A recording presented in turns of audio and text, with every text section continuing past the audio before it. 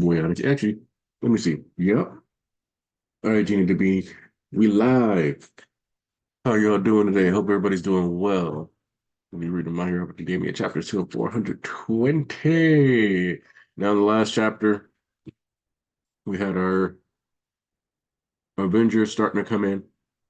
We had Sarah, we had Sato, we had Ojiro, we had Deku lose his arms, we had AFO spiral into depression.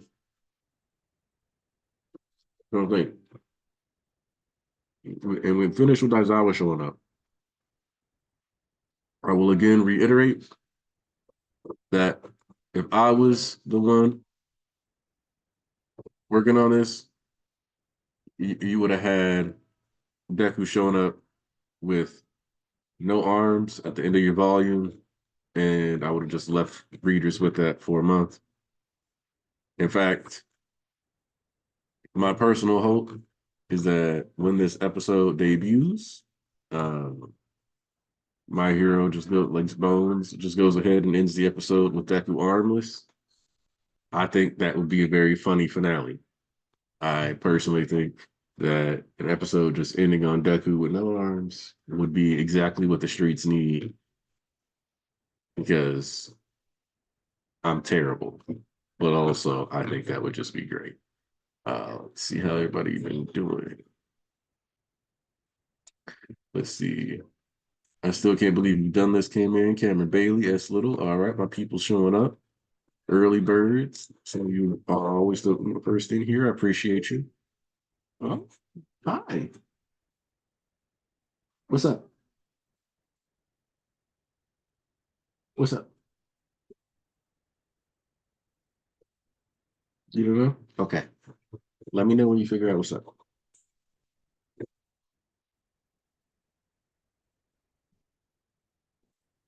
Let's see. Shout out to my boy Dom, whose birthday it was yesterday. He's probably not even gonna be at this part of the stream because I think he's playing the game league right now. Not yesterday, but the day before. But you know how it be. But we celebrated yesterday. We went over there and hung out. Uh,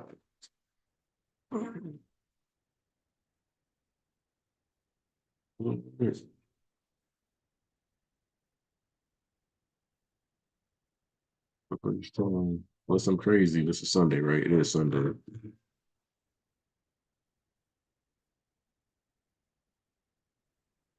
All right, so. Well, hi. Yeah, little baby. Yeah, you can see the TV, so you can watch Miss Rachel while Daddy does his stream. Sound good? You watch Miss Rachel?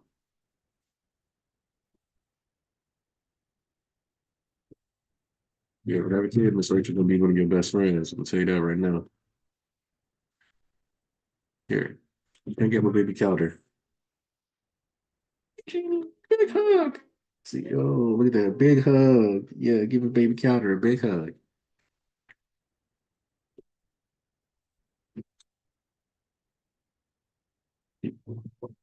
Hey, all right, we got Thomas in the building. All right, chapter should be up on the website. Because a lot of times the chapters don't actually go live on the website itself until 05. I don't know why, but that's just how it is. And it's here. Chapter 420, Blaze It. All right. So let's see. We're starting off with the flashback, which is what I wanted because I was like, I don't want us to just walk past this. So we start off with the I am, yep. Wake up, you. Where the hell are we? Our comms are dead, so in the dark about the war, damn it. The protector of Tomura Shigaraki. You picked a real great time to malfunction. Show some life, scum. If you ain't sure of Kumo anymore, then do us a favor. Fade away and leave us the memories. We never should have put our fate in this thing's hands. Relying on this corpse to save us? Bad idea all along. As we see, man, President Mike is going kind of hard on this, you know, dead friend of his. I get it though. I see tears. Nuh-uh. I'm a manly man. Hey, Jeannie. Here, you want to stand up a little bit? Yeah, you want to stand up? Oh, that's a daughter. This a daughter. This daughter. This is my daughter. Ooh, ooh, this is my daughter. Yeah. You think of a baby counter? Big hug. Big hug.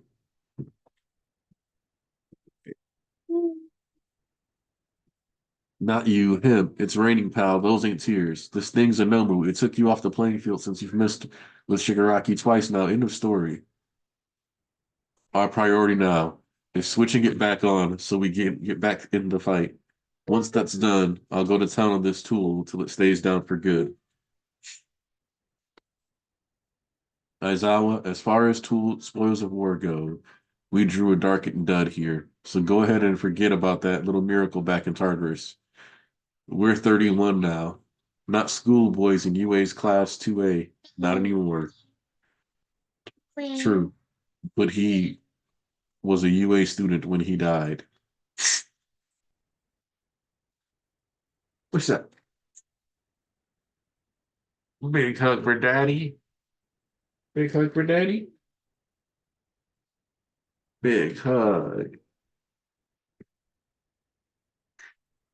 This is baby Calder, favorite otter. All right. Let's see. We see him grabbing a hold of his head. I am protect. No, Shigaraki have to. Why not tear us to pieces with the warp gates or drop us to our deaths? Who, where, friend. That day in Tartarus, we reached toward him and drew out a bit of the light. It blended with his darkness and shut him down. No amount of light can ever reverse all that dark. But darkness works differently. That's what activated him to begin with. I know you know this, Yamada. We're educators in the hero course. It's our job to make sure UA students reach graduation. And if that's where his origin lies, Yamada, those memories ain't ever gonna fade. Sukauchi. Okay, so I want to talk about this real quick. Hey. You heard me say the phrase, I want to talk about this real quick, and you gonna scream? You said, oh no, dad's gonna start lecturing again. No, not dad lectures. You're too young to be that mad about me lecturing. You haven't done anything bad yet. Then you can complain. All right. So I think it's great for Aizawa's character that while he is like using within the series logic to try to justify his actions, this is without a doubt him leaning far more into emotionality than he's ever leaned into it before, to the extent that this isn't really a rational plea. I would categorize this as um, a hope that this particular thing could possibly be achieved based off with some a little bit of evidence, but ultimately they're both giving into their emotions here. It's just that one of them is being rewarded, which makes sense because this series isn't supposed to be miserable at all times. So I got it. I get it. And it makes sense that the hot-headed one is the one leaning more towards the negativity because he's just at the end of the day heartbroken and sad. Oh, ah, no, no, no, no.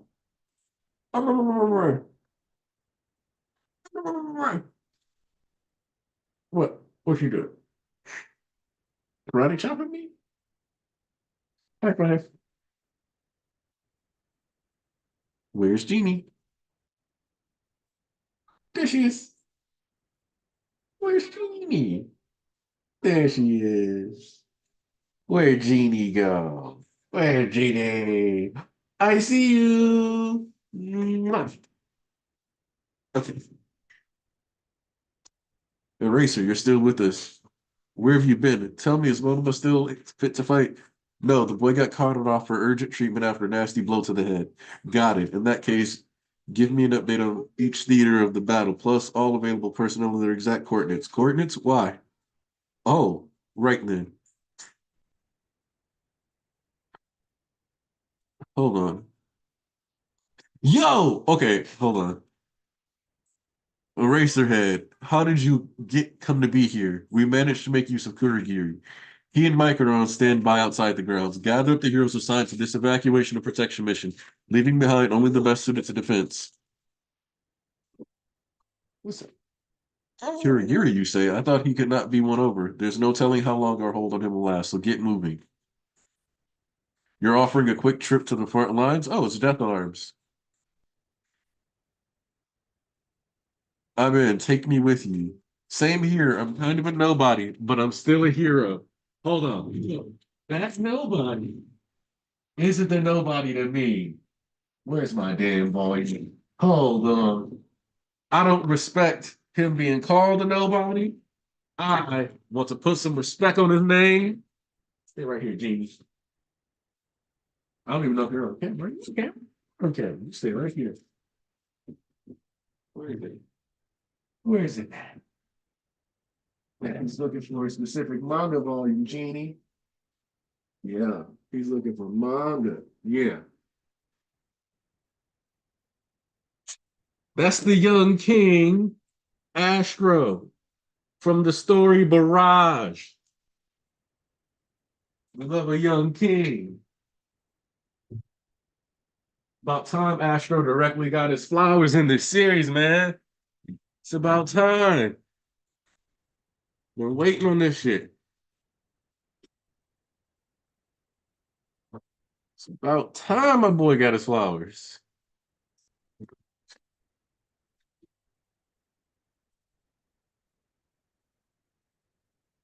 Hey, what up, Denzel? Look, if we get a complete redo of Barrage, I'm all for it because it actually had a pretty interesting power system. And I actually thought, like, man, Barrage is one of those stories. Like, you know how people were like, oh man, Duran really had potential. No, fuck Duran. It didn't have potential. Barrage, that had potential. Come on to the main entrance then. Hey, could you give this to the hero who's hurt? And it's the guy that was trying to keep Deku out the shelter, giving the shirt off his back. Sure. Thank you. Most of the battles are already won. We'll reach out to anyone on their feet. Yeah, I ate your hand. Things are still up in the air at the National Takoba Arena, though. The escaped prisoner there is a notorious phenomenon for a wide range devastation and battles of attrition. Gashly Ageju. All right. And then we see that Jack the Ripper and Takade. Then there's still Divide and Conquer, Phase 3. Is he actually erasing something?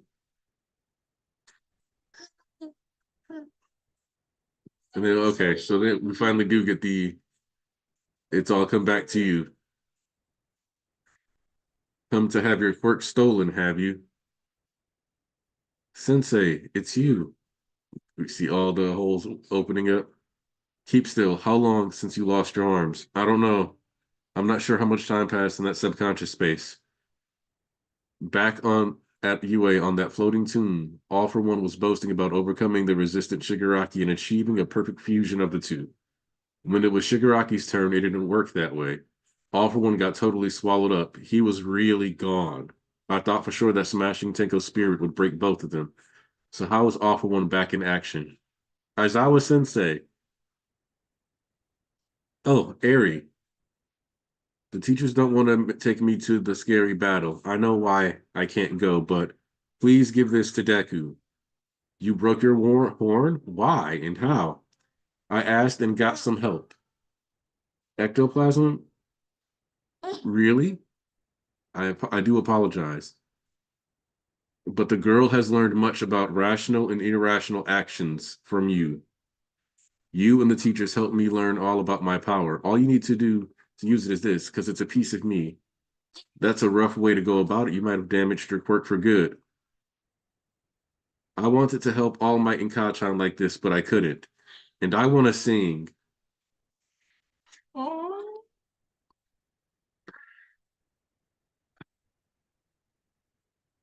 Hold on. Hold on. Let me get it together. This precious little girl. Oh my God, Eri gets me every time.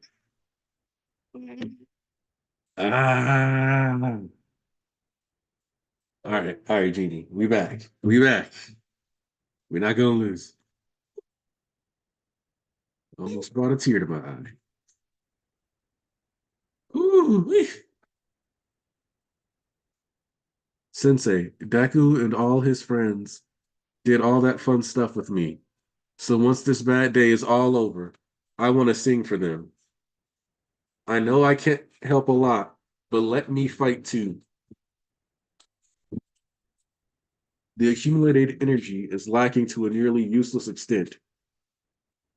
Any target will be rewound slowly and not by a great amount. Still, it might give someone back 2 or 3 minutes, yeah? You can't die. Let's let's go. Let's go. Hey, precious daughter. What's wrong? Hmm? Are you hungry? Do you need some more snack? Do you need some more snack? You need some more snack? You need some more snack? No, you just need to watch some Miss Rachel. Still, it might give someone back 2 or 3 minutes yet. Yeah, you can't die until you've heard her sing. We were all feeling the same way, I bet. Like we were down for the count, yeah? Then we heard about Midoriya busting his butt out here. So we got our own butts in gear. And Man Netta is in the building. And you know what? You know what? This is perfect. This is perfect.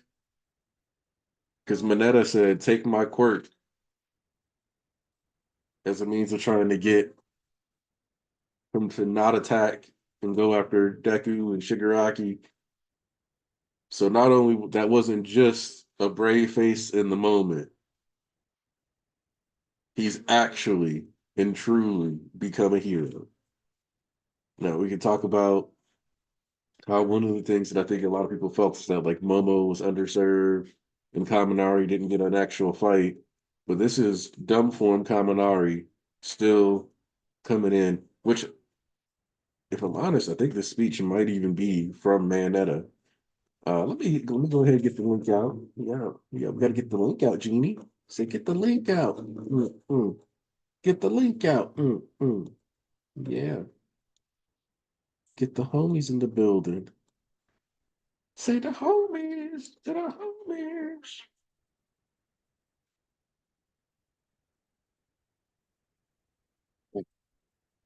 Let's go. We're gonna get some people something. We're gonna get some people up in the building. And I'm sure some people wanted him to lose his arms forever. I think if we wanted Deku to permanently lose an arm, it was gonna have to be a single arm. Just nuking Deku's dream for the rest of the like and not letting him be a hero post in the series. It's terrible. Yeah, no, that would not sit right with me.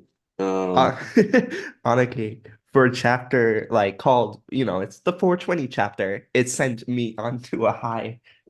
And I've never oh been high, and Lord, now I feel it. oh, we gotta Um, fix that. But I will say, I think there's because obviously you haven't seen the drama on Twitter because you don't read scans or you don't read leaks. So obviously, people are pretty upset about Deku getting his arms back so quickly. By me personally, I'm not that for one. Not do you mad because think? for one, Deku doesn't have like Endeavor's heat. He can't tend to his own wounds. Sure, Yeah, Zero could kind of, patch him up a tiny bit, but he will bleed to death. So he needs his arms back. And second, the moment is impactful because during this entire war, the kindness Deku has done for people has been repaid. Either it's Nagant, gentle, and then we see with Eri. Eri Um, has actively wanted to fight side by side with Deku this whole war, yes. and has had to be reminded, you're 8. Please Hmm. stop. You should not be out in that And scary war. the thing is that Deku didn't see having to strap Eri to his back to win as a victory. Yes. Like he didn't think she should have been there. I mean, by extension, that should give him some idea that wait, I'm 16, maybe I shouldn't have been here either. But like, it is what it is in that regard. I should not be a But child soldier right now.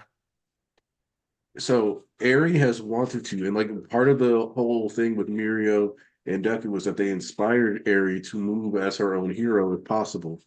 Hmm. And now that she's learned about the value of heroism and trying to help people in your life and yourself, she wants to help the person who helped her, who saved her, who fucking took her on a sky whiplash ride and whooped her abuser in front of her.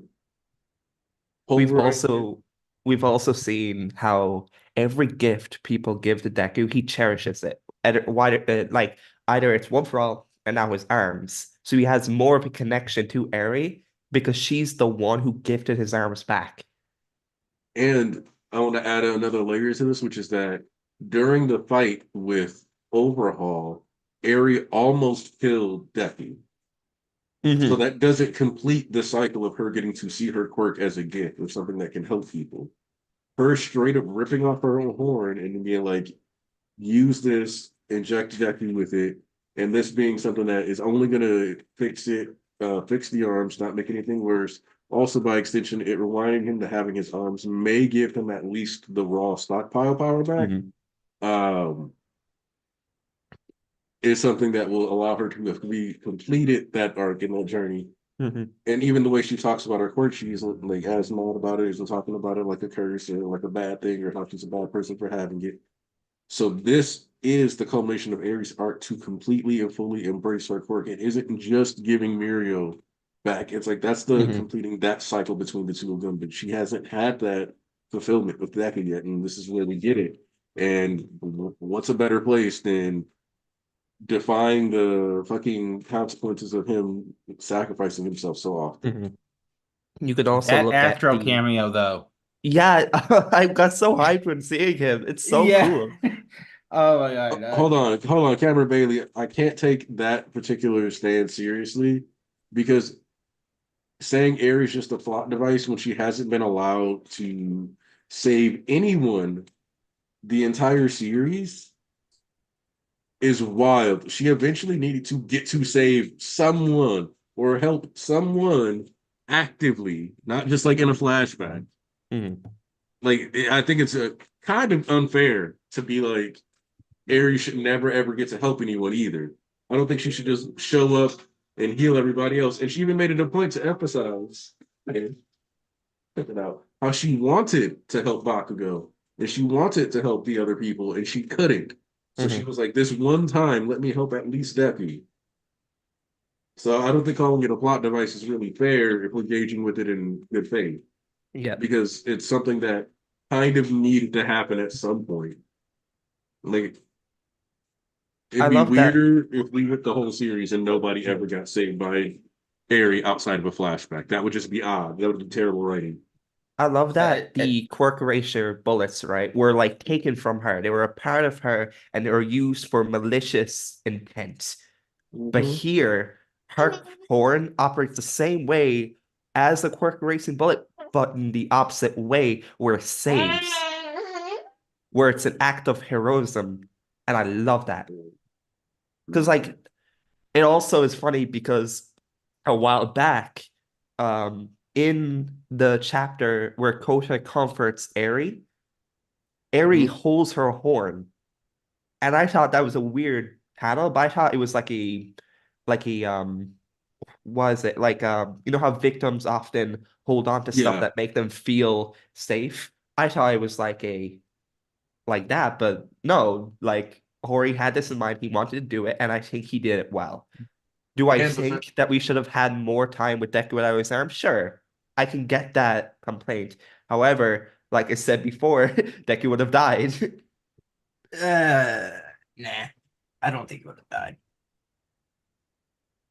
What, bleeding out, two story missing wise, we could arms? say Come he would have been on, a, Thomas.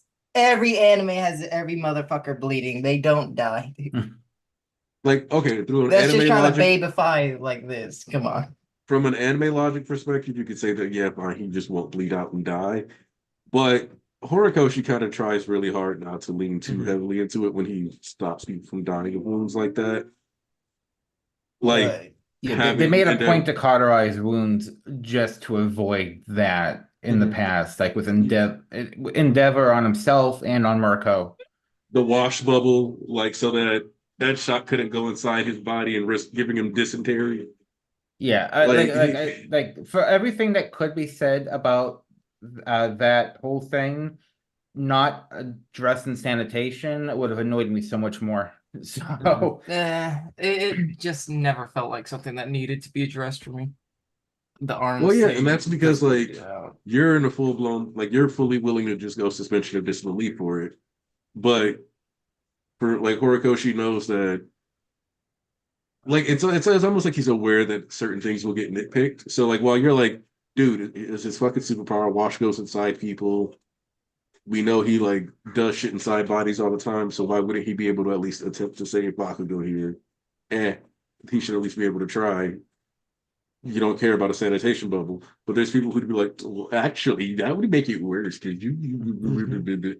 And so it seems like he's aware of some of that stuff and just tries to explain some stuff better than others, or I for the don't sake know. of Like readers.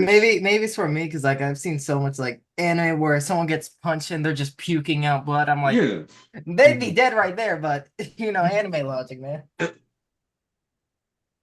and that's I why think I it's said like, adorable that Eri calls Bakugo Kachan. Yeah. He's been hanging around a decade. It wore off on her.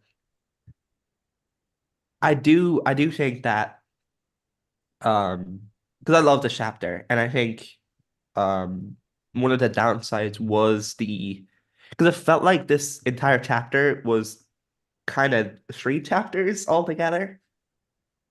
But I do like how Hori approached it. However, I would have I do think preferred it to was a have more. little fast. Yeah, It it was was like, way too fast. like I think we could have had Aizawa and his stuff be its own thing. But I feel like what happened was that Horikoshi didn't find a section that he felt was a good breakaway from the Deku versus Shigaraki fight. And so that's why we got this. Yeah. Well, I say it's like 4 chapters because I said a while back I did not expect us to spend a lot of time with Gashly. I thought it would be a Yeah. page and we move on, and I was right. However, I do think we could have spent a lot more time on it rather than have Class 1B pop in to save the day. If it was the beginning of the war or like near the Yeah. beginning, that's when I would have said, yeah, we could spend like 3 chapters, but we're literally in the final section where it's just Yes. about Deku. So there's no point in spending 3 chapters on Gashly just for him to get folded and contribute nothing to the end plot. Maybe Yeah, the I- anime will I expand on it a little. Who knows? Yeah, maybe. That's why I think. Because like Kunita got like 1.5 chapters, and then fucking even the one built up with Mina, the killer, like he got Gas folded Mask in God? one. Yeah, Gas Mask God got killed or not killed, but knocked out in one hit.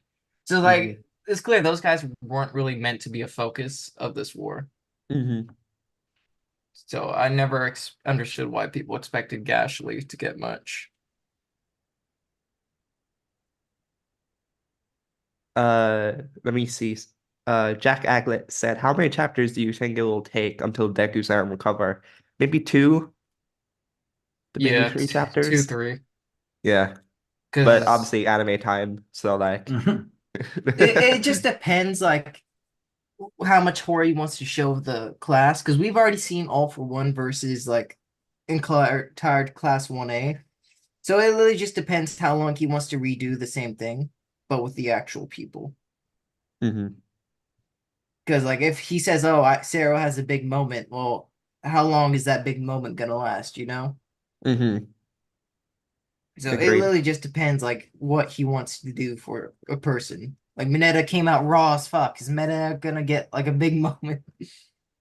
I'm gonna be real with you. Manetta has already kind of, in my eyes, Manetta doesn't really need like a super raw moment. I think I he'll get agree. something like small, but I feel like his standing up to All for One at Gunga and being one of the first out the portal here does so much for his character's journey. Well, okay. Remember how I he as a was at person, USJ? He was crying like the yeah, Yeah. entire like time. I as a person who recognize like like I place actions over what characters are saying a lot of times. So like if a character is doing something that seems like reactionary or extreme, even if they don't always say what they're feeling, I trust that that action, especially if it feels like it can be a symptom of something, Mhm. Yeah. is that. Like for me, Mina turning into a crybaby let me know exactly how she felt about the death of Midnight and the way she was like freaking out on All Might and all that. I was like, all right, this lets me know everything I need to know right here, how she felt about that. Like that's their 9/11. It's never again. I get it. Mhm. And so here, if Mineta doesn't have a big action attack moment against All for One, that doesn't cancel out his character arc being good for me. Yeah, It's been over 200 chapters since we've had a warning joke from him. 200 chapters. There's only 420 chapters in the series so far. That means for roughly half the series now, he hasn't been a horn dog. But And have you considered My Hero Shippuden? Aniki, have you considered it? Have you considered Shueisha coming in to milk the oh cow yes, even further? yes, I would. Look. I kind of almost expect the cow to get milked, Oh, absolutely. Like, I but mean, even if they keep coming to him like, can you do something else with Deku? And he's like, no. MHA Vigilantes was a trial run for them to see if they could do stories set in the same universe and get like a decent yeah, chunk of change out of it, and they did. So yeah, they're gonna keep doing that. So I mean, it's the type of world where you can just create infinite stories in it, really. Mhm. Like it's just the nature of it. Um, so I want to say, really good chapter. All right. I know there's been like a lot of reactions to this back and forth, yada yada. The first thing up the top you were talking about already with Eri. Eri's character arc, like my thing with the arms is people we all knew he was gonna get them back somehow. It was just a question of Mm-hmm. how.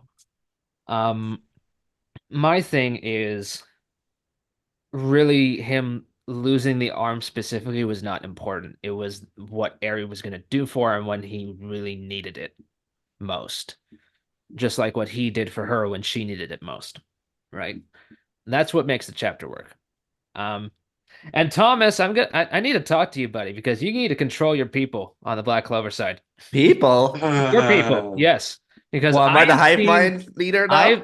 I have been seeing like countless cope like false equivalencies drawn between this chapter and a lot of the shit that happens in Black Clover. And I'm What seeing the?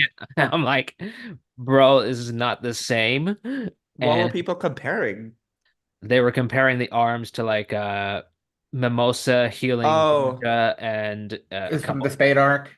a couple other moments, and like I quoted one of the guys who was like being kind of sneaky with it, like, oh, based on recent developments. I'm like, dude, you cannot in good faith pretend like these are the same just to I boost your series. I wouldn't even compare that. I would compare even it doesn't even work with this comparison. But if they wanted to use it, when Fuck no. Asa's arms were out of like commission, Uh, Vanessa went out of her way to heal them with the Witch Queen.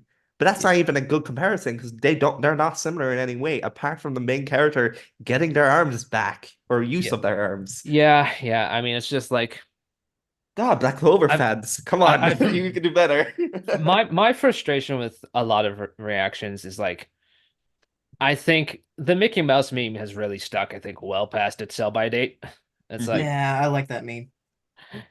it Mickey Clover, Mickey Academia, Yeah, well I love when Mickey stuff gets called Kaizen. Mickey. it It's it really it funny. it, it depends. Like it can be funny, but at the same time, it's like I saw people try and stick that label on this chapter. I'm like, It was. it was? Yeah, because I get what they mean. Because like I do agree. Oh, If you you're mean the shock gonna, value? You mean the shock value? yes, I think because we all knew the arms were gonna get back, but if it wasn't so instant, because in the world it was the equivalent of being armless for 5 seconds. I get what they mean by saying Mickey, and to a little set, it's a little Mickey, but it's not like big Mickey, because you know what I mean. Because like it was gonna come back anyways, Yeah, so it I didn't really mean, matter. yeah, But I since mean, it came back in like 5 seconds, it Big was Mickey. a little. yeah, I mean, I think from my perspective, it's like, I mean, they're right on the battlefield. They explained they didn't know how long they could get Kirigiri to cooperate. So considering everything, it was like, Mhm. and considering like this is the ending, like you do kind of have to keep things speedy. And Yeah, younger readers, Mhm. remember, Yeah, I agree. Horikoshi primarily writes this for 5-year-olds. And people who ranging from 15 to 20 will fight a lot about it. Yeah. And you So know what adds to a lot of people saying it is like Big Mickey is because Horikoshi did it in a way that no one really thought about.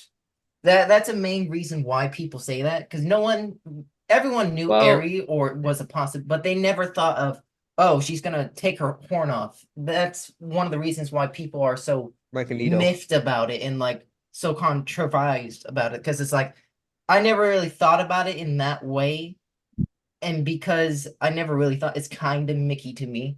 That's what So they think, you know? yeah, and okay, so you know what's funny about that is that situations like that, the horn being it is like the least Mickey thing because there's the potential trade-off that she damaged her quirk by breaking off a piece of her horn.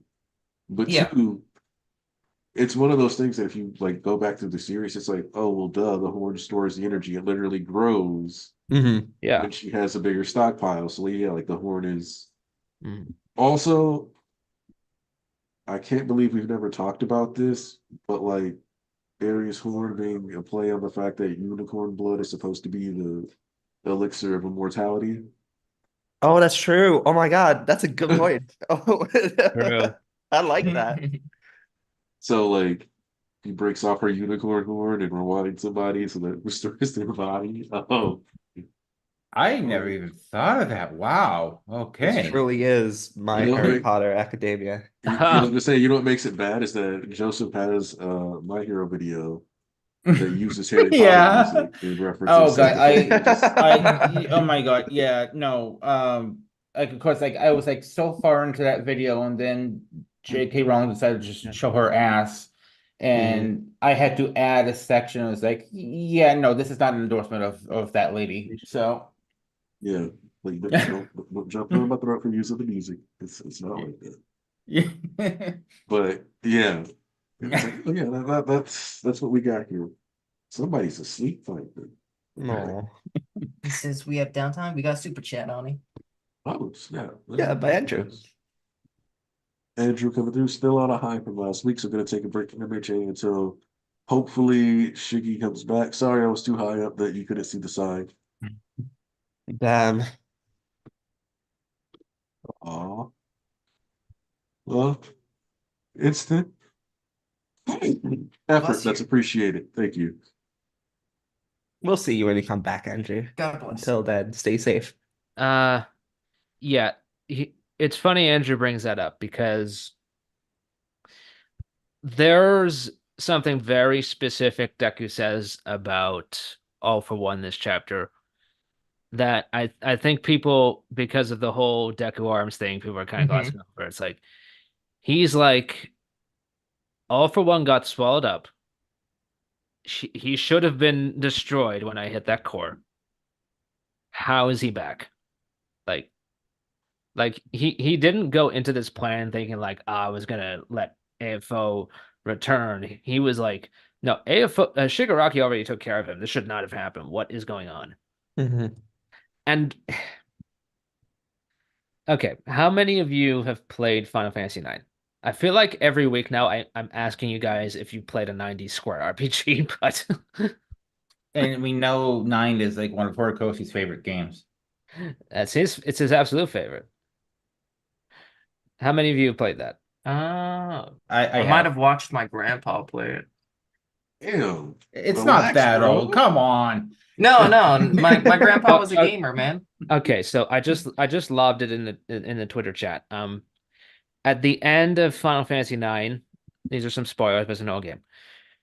The final boss is not the main villain, Kuja. It is literally the physical manifestation of death. And this thing is called Necron. And it comes forth because Kuja feels a great amount of despair and nihilism, and he just wants to wipe everything out. Necron responds to that, and he comes, and literally the final fight is Zidane and the crew trying to beat him, so he doesn't kill the entire world and reduce it to nothing. Thinking about this and how it could correlate to MHA.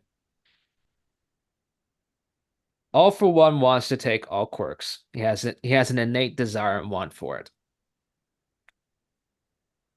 If he were to take all quirks, he would essentially create MHA's own version of Zero World. Like, take that society and reduce it down to nothing. Which, you'll note, is actually what Shigaraki wants, even more so than destruction. He wants to get rid of the society that caused all this. And here's another detail. Very last panel. It is hard to see unless you're looking close.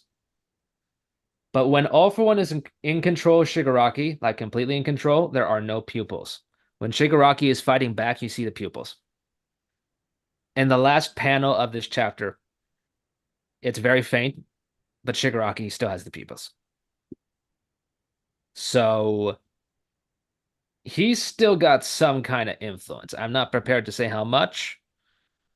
People are saying it's like another Melvin situation where they're fusing the personalities, but yeah. Well, My theory going beyond that though was that All for One, the person that they've been fighting this whole arc, is something of a reverse vestige.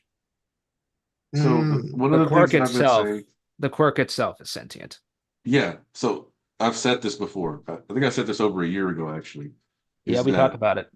the way that quirks have influenced personality so much leads me to believe that part of the reason why All for One needed Shigaraki is because he eventually just lost his actual personhood to his quirk.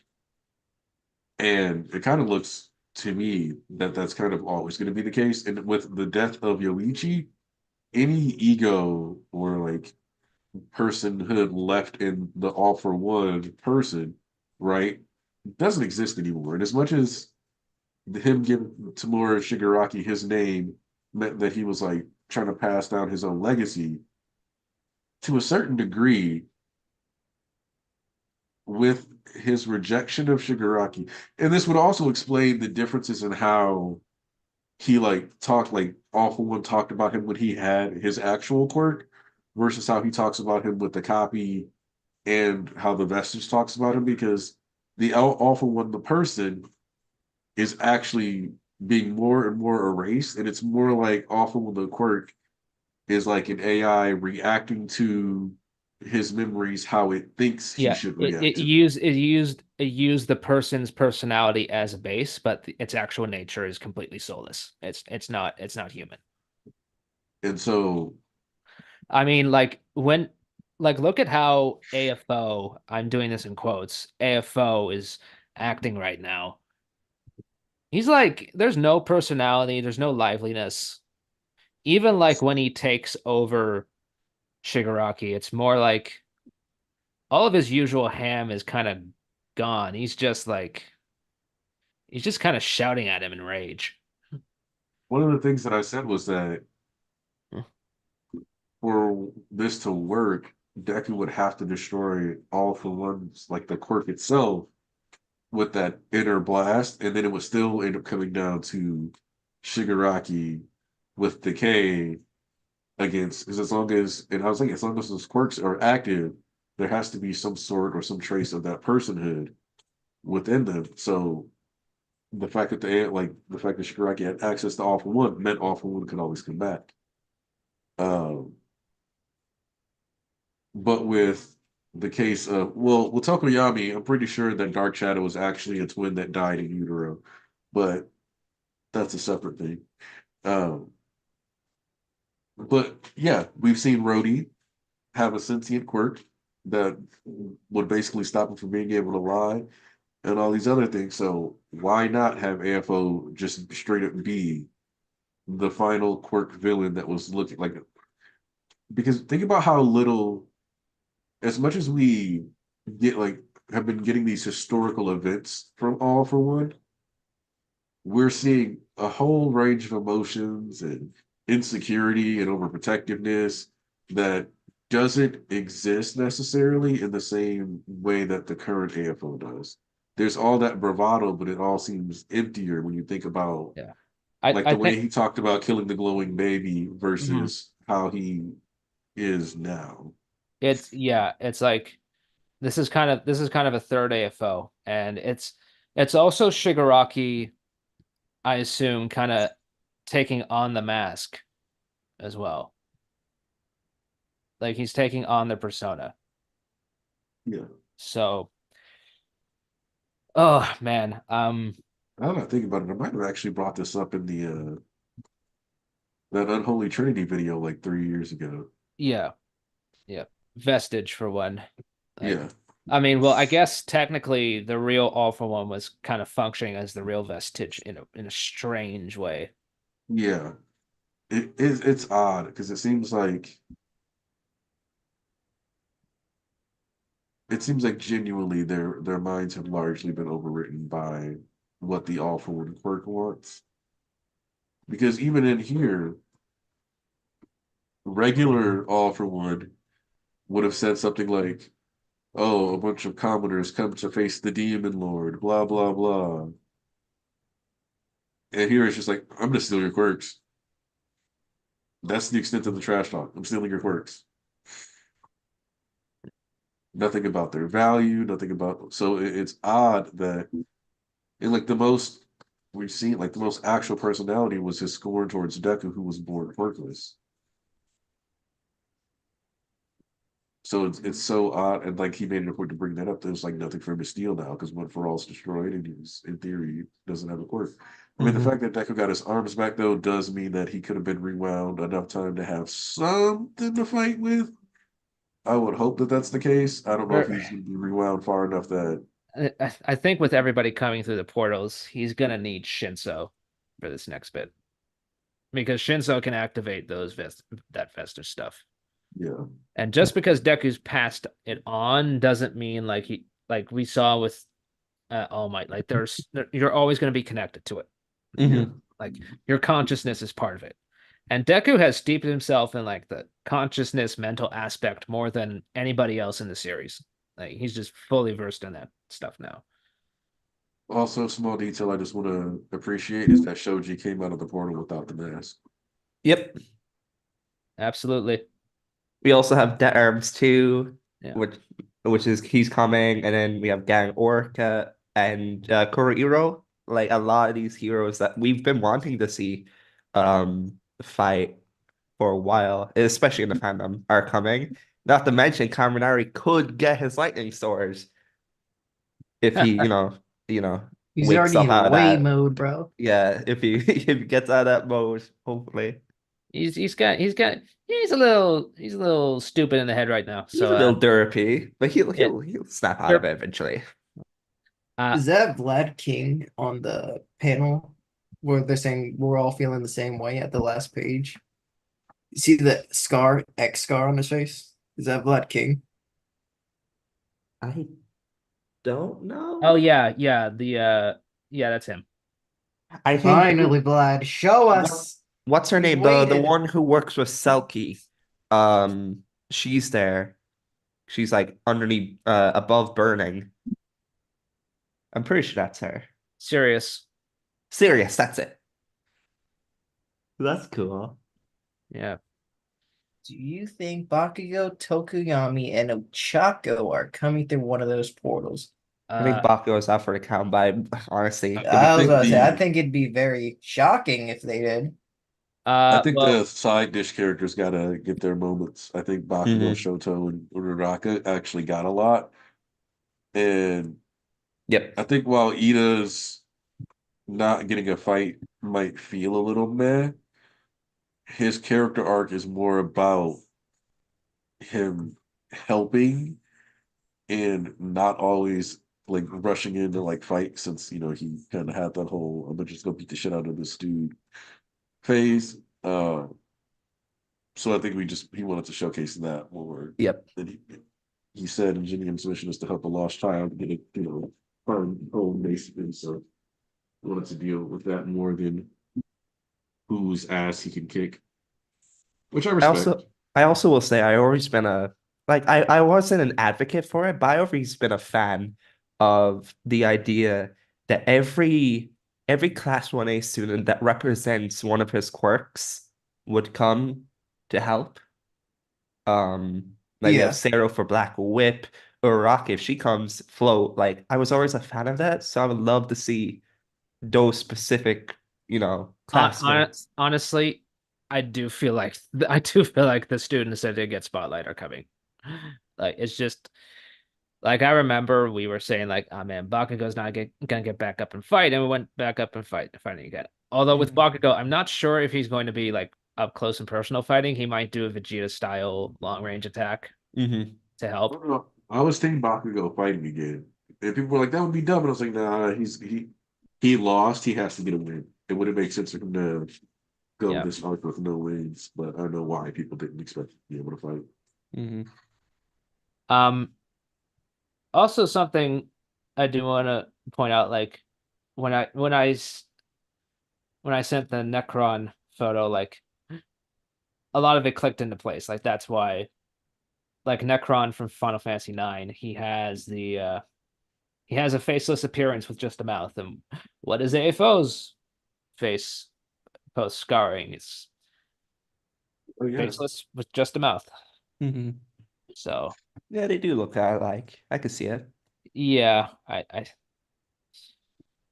mm, I think this solves a couple of things for me. One, it does solve the possession hot potato because getting this clarification if this is how the all for one quirk works.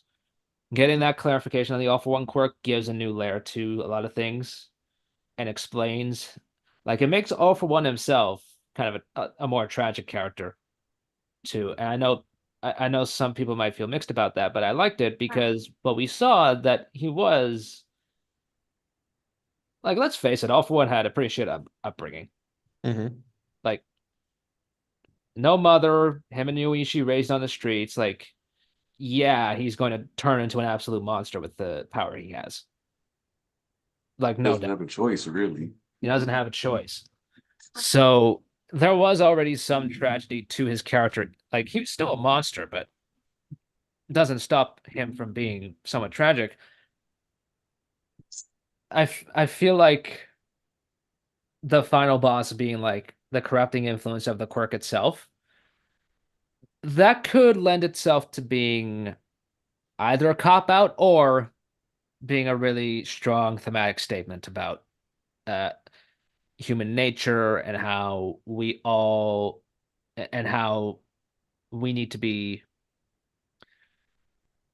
free from like those destructive impulses, that selfishness. That could be what it represents. Uh, Like again, like it could be a cop out, it could be done very well. I'm just waiting to see how it's done. Um, the thing about that is, I don't know how, even if it's done well, I don't know how I would really feel if the final villain is the All for One quirk itself. Just because to me, Shigaraki was always the final villain, and for it to randomly now be the quirk itself is well, kind of a weird switch to me. I think on that front, like you're remembering what I was talking about, like Tenko is still somewhat in control, right? I think if it's still a lot of his conscious decision making driving things, even if there is that influence, that could make it work well, but I don't know. Yeah, that's what I'm saying. It's like a weird situation, and I don't know, because like the whole mind mending and body switching is like it makes it more confusing for me for like who I think is the final villain. But to me, it was always Shigaraki. And I don't know, even if Horikoshi does it absolutely like mind-boggling insanity, 10 out of 10. I don't know. To me, Shigaraki was always meant to be the villain for me. Yeah, I think what could solve this is if there is like a final 1v1 of some kind, even if it's like something like hero versus villain on the playground and Deku and Shigaraki are just assuming their roles for people to see. I fully endorse a Tenko choosing specifically to lose type situation down the line, just because I can't see him wanting to be a hero to the villains. In his mind, Exactly. may eventually mean yes, giving the ones who are active a bit of hope, but also creating a Yeah. world where the kids who would become villains don't feel the need to. Yeah, he like that was my thinking that the actual final fight of the series would be Tenko martyring himself. Because it's like, let's face it, man. What's left for him after this? Like, even if he did surrender, he's pretty much in the same situation as Togo, where he would be shut away forever. And that's not a life anybody wants to live. Yeah. So, given the choice, between that or dying and hoping you make a difference, and that would be a great way to close his and Deku's relationship too. It would show that he trusts him to make things better. Not to mention Toga died getting to be a hero, at least for Ochako personally. Mm-hmm. Oh man. There are a few ways this can go wrong, but I am seeing how it can go right more than anything. So yeah, I'm pretty engaged. Like we kept saying, during the Shigaraki battles and all the quirk transferring stuff is like, well, this is not it. There's gonna be something else after this. And this is that. It's literally phase 3, they said. Literally the whole arc was phase 2, and now we're at phase 3 where we tie everything together. Um, very strong. And the end game portal scene, like I knew he was gonna do something to that effect eventually because like people said like, oh well the start of the arc is kind of like end game. I'm like, not really. It's kind of more like it's similar, but it's more like they just straight jump them. The end game moment is specifically when it seems like all hope is lost and then the cavalry ride in, which is what happened this chapter. Yeah, So Where this the was bodies like I move even on said, their own. yeah. I even said on the chat on your left, like when the portal started showing Yep. up. Oh yeah. Yeah, Deku looks over and on his left. Yep, on his left. On his left is Kaminari. Mineta. Oh man, Neta. Man at a I do want to comment on one thing in this chapter because I feel like it's very underrated. And it's Mike. Uh like he's always been such an interesting character because out of the two of them, out of him and Aizawa, Mike has always been the one prone to anger a lot of times. And it started when at least to me, the first time we saw this was when Shigaraki, decayed the entrance and all the reporters were like storming in. It was all hectic. And Yamada was like, let's beat them up. Like, no one will notice. No one will care. Well, he was like, they're the technically villains because they're paparazzi. breaking the law. Yeah, like he's always been someone to go, yeah, I'm gonna fuck him up.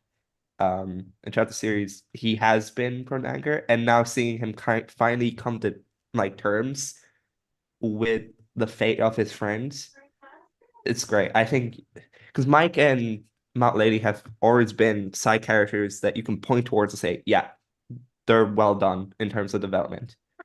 Mhm. I love this chapter for him. Yeah. It's And also for the random civilian who gave his t-shirt to Aizawa. He's been a great background that character as that that well. was cool. And then you saw all the people come up behind him being Yes. inspired. Like, and With he's all kind of the heads. Oh, I love it. yeah, he's kind of embarrassed, but he's also surprised. Like, damn, I guess that's all. Guess that's all it took to get people to pitch in. I Yeah. mean, the shirt moment is great because like he was wearing that because like he was an All Might fanboy, right? And he was lashing out at Deku. But then, like, I mean, he did offer him the umbrella after that ordeal, but this was kind of like a full moment of redemption for him. He's not even named, but you get this decent little character arc out of him where he like he doubts Deku, he wants to believe the worst of him, but then like when he takes off the shirt, he's letting go of the dependency on All Might and saying, "Okay, I'm putting my faith on what Deku's bringing to the table by getting everybody to work together instead." We have two things to look forward to at the end of the series. One, it's Aries singing, and two, it's him wearing a Deku t-shirt. I need to see it. That would be Well, so cool. I've been saying for a while that we're going to get a festival for the last chapter, and it's going to be epilogue. We're not Like getting like Air Gear. we're not going to get a kiss. I don't think we're going to get a kiss, but I do think we're going to get Ochako and Deku holding hands in the Ferris wheel. Eating Or holding crepes. crepes. Yep. Yeah.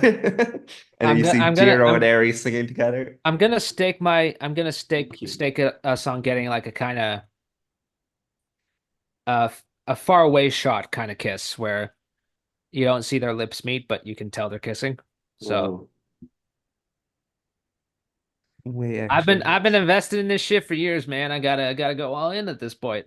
I don't care who gets a kiss. Bakugo, Uraraka. It just showed me someone getting a kiss so the it's other out. side can fumble. I need to see one side lose. I need definitive proof. Well, man. Do you guys like okay. I know we keep going over like how much is left predictions, and it feels like we've been like at like, oh well, I think there are 2 volumes left for like 8 months now. But for real this time. For real this time. What's up, Seth? Oh, hey, Hey. Seth. Good Seth, morning. I saw your tweet about Viz, and I could feel your anger just pouring from the tweet. Oh, right. Well, okay, look. Normally I don't care all that much because okay, black and white, those are kind of the same thing, right? But then like you think about it, or excuse me, black and dark, those are kind of the same thing, right? But then you think about it for 5 minutes and it's like, wait, no, you just completely ruined the analogy. Like I just I don't understand the reason for it. It doesn't make sense to me why they consistently will take black and change it into dark. Like it's one thing when it's Yu-Gi-Oh where you have like black magician in Japanese and it's like, okay, maybe we shouldn't say black magic, all right? Maybe we shouldn't say that directly. I mean, okay, fine. Like if you have to dodge censors, sure. That is not the case here.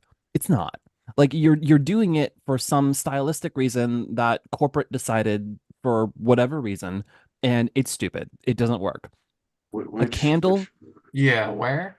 A candle will always brighten up a room. When you put light into something, the room gets brighter. That's how physics works. When you're painting with color, black will absorb everything. It doesn't matter if you mix white into it. It might get a little lighter, but you're never going to get pure white again because that's how black works. And Horticulture is an artist talking about color, and there's the whole black, white, gray, specifically color theming. I'm gonna be and real with morality. you. Remember how you said like black magic? Like, ugh. You realize that if you switch that day, if we reach short of it and drew out a bit of white and blend it with his blackness and shut him down, no amount of white can ever reverse all that black. Sounds a lot like the Great Replacement theory. No. Yeah, So if you're catering to that segment of extremely charged people who can only read race into color, that And is that's insulting to the audience and it's insulting to the artist. I'm it's sorry, more I have about no not patience letting for people this. use that shit for that. Yeah. But yeah, I can see. I don't care. I don't have patience for that. You cannot read that I and would say look that's at more it prevalent than something like not saying black anything else. magic currently. Honestly, dude, it reminds me of like well, it's sort of a different thing, but Persona 3, like one of the lines is like your skin is kind of flawless. Oh, I remember that. I Yeah, I mean remember that dialogue. it's literally your skin is so white in Japanese. I mean, Like it has the same meaning in English, but it's like sometimes they do get a little afraid of people reading race into things. So Yeah. They cut do. that out. You And I gotta do it understand that they do, nowadays. but I understand this is a product they're trying to sell overseas. I just what bothers me is the cultural replacement of it. Like it's like you're quote unquote fixing the Japanese culture when you do that kind of stuff. And I'm like, okay, look, I get it. Sometimes it's like, okay, maybe in some instances you might want to rephrase a thing to like to prevent any direct racial things. That kind of thing I can understand more because that was like a more explicit thing. But even then, I'm like, you know what, fair white skin, there's nothing really wrong with that Right. either. So I'm just like that was dumb to me, but not like it didn't offend me because it doesn't like mess with any themes of the story, right? But like with MHA, this is specifically color theory. Horikoshi is an artist. We are mixing black and white paints, literally. And it bothers me when you have that kind of thing where it's like, okay, you switched the analogies and it doesn't work that way at all. It's like if you're appealing to the lowest common denominator reader who is like light, darkness, sure, they're the same. All right, fine. You can appeal to the lowest common denominator, but like anyone who like actually considers themselves remotely intellectual, if you read that and you don't know that this is a translator filling in, like your assumption is, oh, the author is just stupid, and that pisses me off. Like actually, like no. So on one hand, I get what you're saying. On the other hand, I think it's very dissonant to view it as if you recognize how this could be misconstrued, you are being unintelligent. Because I think blazing past that and saying that the analogy doesn't hold up when if I'm being honest, they do in fact communicate the same thing, and you have the visuals to help with it. Um, in addition to that, though, if you like Kagurabashi, how did Kagurabashi end up getting popular? Uh, I'm pretty sure because it was memed on for being generic or like edgy. So No, it before blew the off because chapter, of well, before, I'll let you finish Or at your least thought. that's what I saw, mainly before the because chapter even blew up, there was a fucked like before it even dropped. There was a bunch of people like memeing about it getting an anime, all kinds of other stuff. And that was over 6 months ago. So if you are translating this series and you understand how meme culture can impact a series, it would be outright naive as a business to drop a page that somebody could take and post on a white nationalist page and be like, and this is why you shouldn't date blacks. Like it would just be straight up dumb. It would just be horrible for your business. It would create very bad light, and you would probably be forced to change it anyway. Like how You mean when like how the Trunks is like, don't shoot, he's not black? like, and even that's like Like, everybody's like, no, bro, like that's wild. And right. that's actually a great illustration of how like But sometimes they you're did it probably better anyway. off changing it But than they did it leaving it the anyway, is same. the thing. Like they still went with it and no one is like that. Like I'm not like not I'm not going to be able to police like every instance of it, but that moment is a meme that everyone agrees is funny.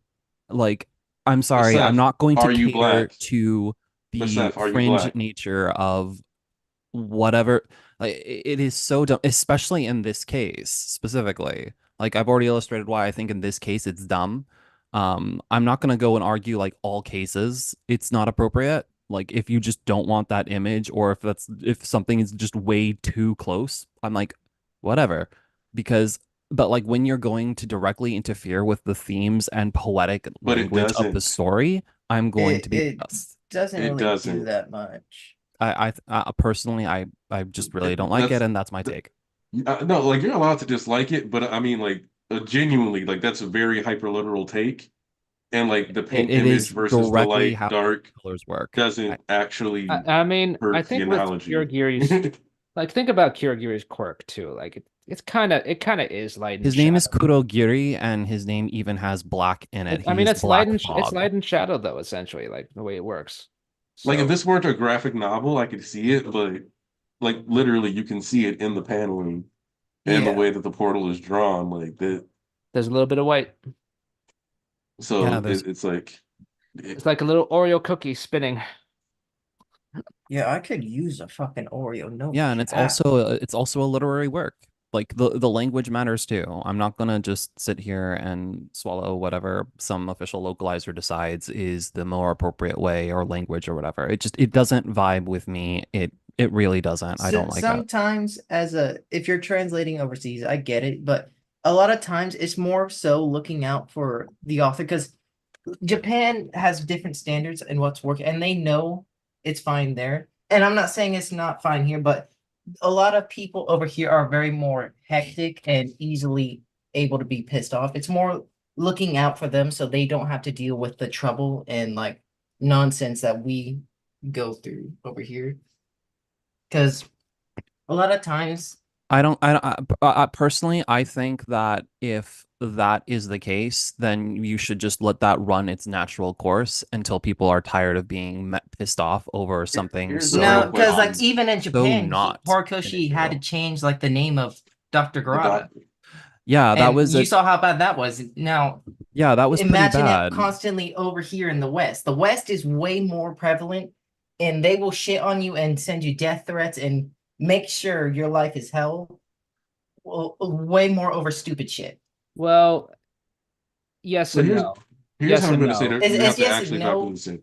I mean, Here's the that says reality. mean, more about Hold on, hold I on. mean, Here's the that says reality of the plenty about situation. I'm us. thinking about That says when plenty about us, but at the same time, I think we are. There's a point to where I think we need to realize how terrible we are, and like, I if agree. this We is do what need to does it, realize, fine. but there's no problem in making help to make sure that the other person doesn't have to go through that. Because it's gonna, if we already realize it's not gonna be instant, it's not gonna be fast. It's gonna take over 30, 40 years for a Yeah. big Do you guys change. do you 'Cause guys it's a remember generation. It won't happen if we keep doing it like do you guys this. remember I mean, do you it guys also remember won't happen if you just give them easy access to stuff. Like you have a Yeah, and this isn't very easy. This isn't easy it access. This is. is very no, it's not. do you And guys I'm not remember the gonna debate on this do you issue guys anymore. remember the Really, I've already Naruto said ship my wars? piece. The I Naruto think ship this is dumb. wars? Like As far as like fan outcry goes, when Narasaku did not happen, that was nasty. Let me tell you. That was Right. Like you that can't was just something else. yes, no, there like people will find ways to get upset. They don't they absolutely it doesn't matter whether you push them along or don't push them along. People will find a way to be upset. Notice when the scans dropped. The scans used black and white. No one memed it. Like I'm sorry. This is such a pointless change. I will never be for it, and there isn't any kind of cultural sensitivity talk that will convince me otherwise. I'm sorry. This I is mean, just that's dumb. you're allowed to have that opinion.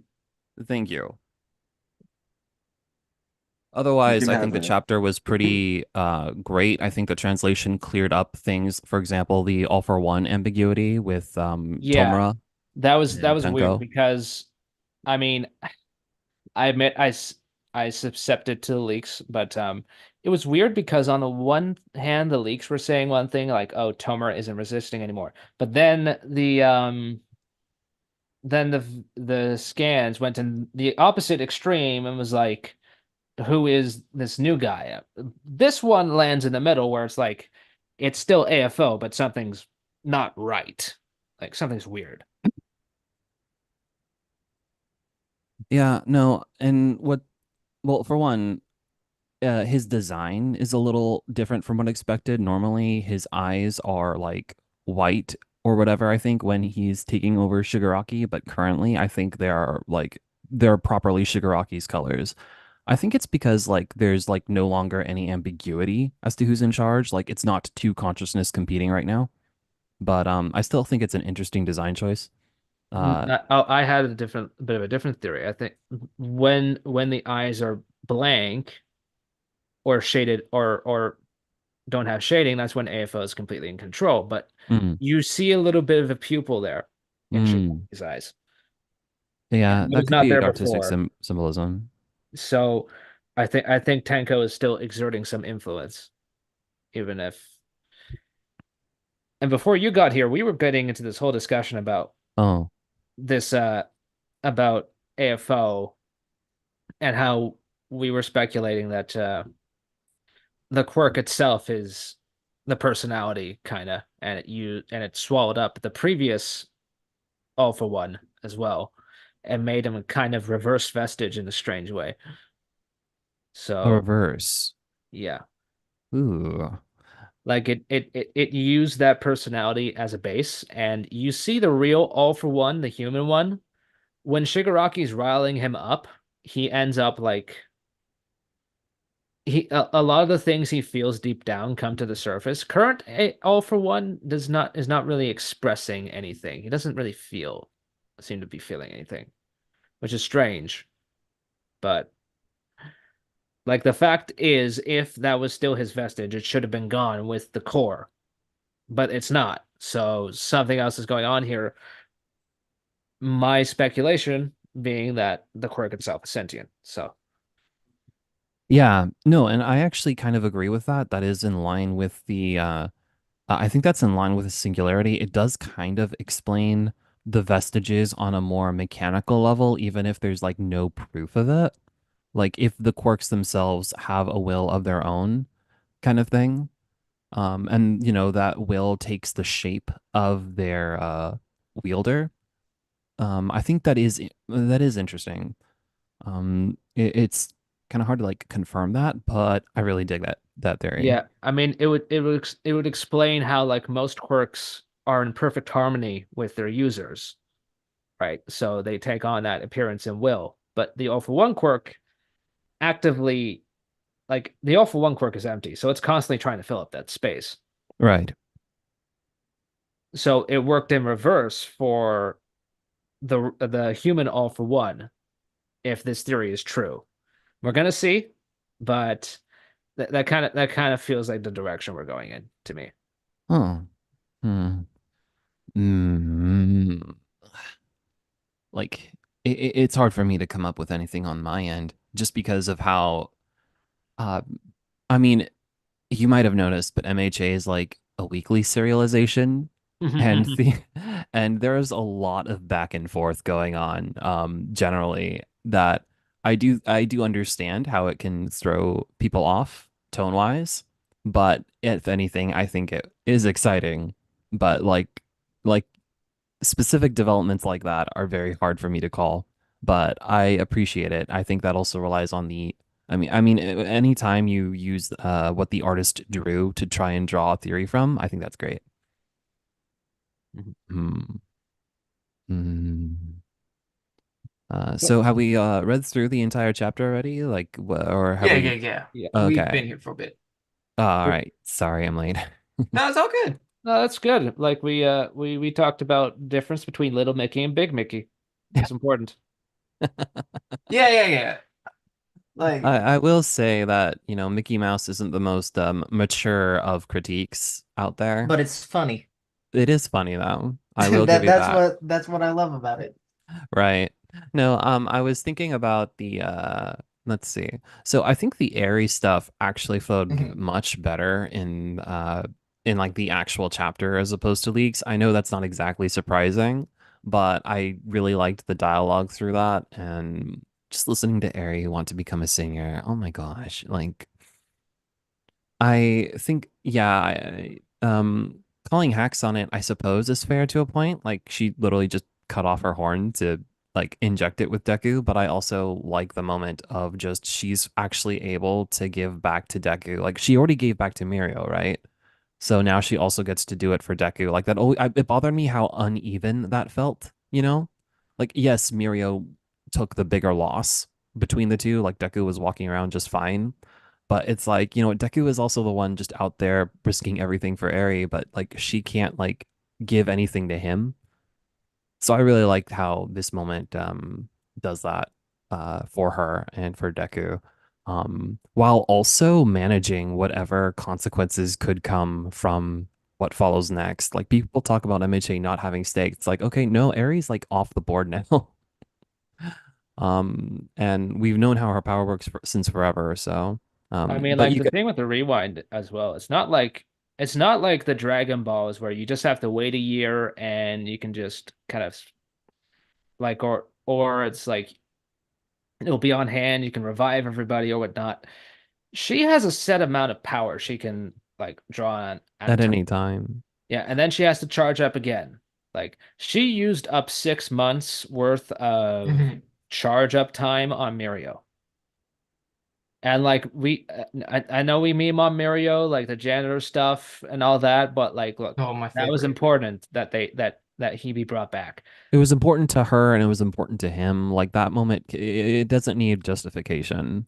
Yeah, like he's a great hero, and more people would have died if not for him. So Hmm. Yeah. And I think I mean I know people were like, why only after one chapter? And I'm like, well, Mhm. I don't know. It just uh, the thing is with especially with tone management, it's like, well, people will find a way to complain if he let it drag on for longer than one chapter as well. Like, yeah, why did you let us believe it was going to be like this only to turn your back on it like all this time later? It's like, I don't know. I don't really think there is a right amount of time. I yeah, like that. I like that the cost was evident. It's just that the cost didn't outweigh the all that Deku has earned, you yeah. know? I mean, like he's like it's not like the other injuries are being rewound. It's like it worked for Deku. Okay, that's kind of it. So any injuries they get after that, well, kind of fair game. I also like to see a lot of the side characters coming through the portals because, like, let's take Momo for example. Momo has been holding it down this arc, but mostly in the background. I was like, Yeah, I no, would no, have, no. I would have liked more out of her, and we're gonna get more now, so Yeah, that's cool. no, I was really actually happy. Okay, look, I admit that the last panel looks really goofy because it does. It just does. Like, no one can take Mineta seriously. Kaminari is doing his weird face. Um, Momo's pretty, but like, it just looks funny. So, and I think that's the intention, by the way, just because Absolutely. it is a lighthearted turn of events. But like I am happy though because those are characters where I'm like, there is significant enough buildup for where they deserve to have some final cool moments. And I'm actually so glad we get to see that. And it's not just them. We're gonna see other characters too. That's nice. I'm happy for the extras. Hmm. Mm. Let's see. Oh, the Aizawa Kurogiri stuff. So like aside from that, the color stuff, I think that Um, I want to hear Kurogiri talk. I'm sure we will get it. But like, mm, mm, ah, it felt very like, what's it? Um, the way it's done makes it feel more convenient than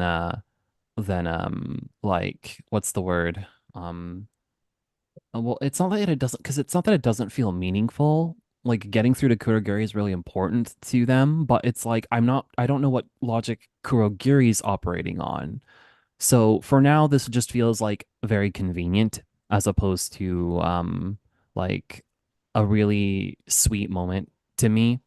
Um, uh, that said, I'm fairly sure that there will be proper closure to the Yeah, three Domingos. It's just this isn't it.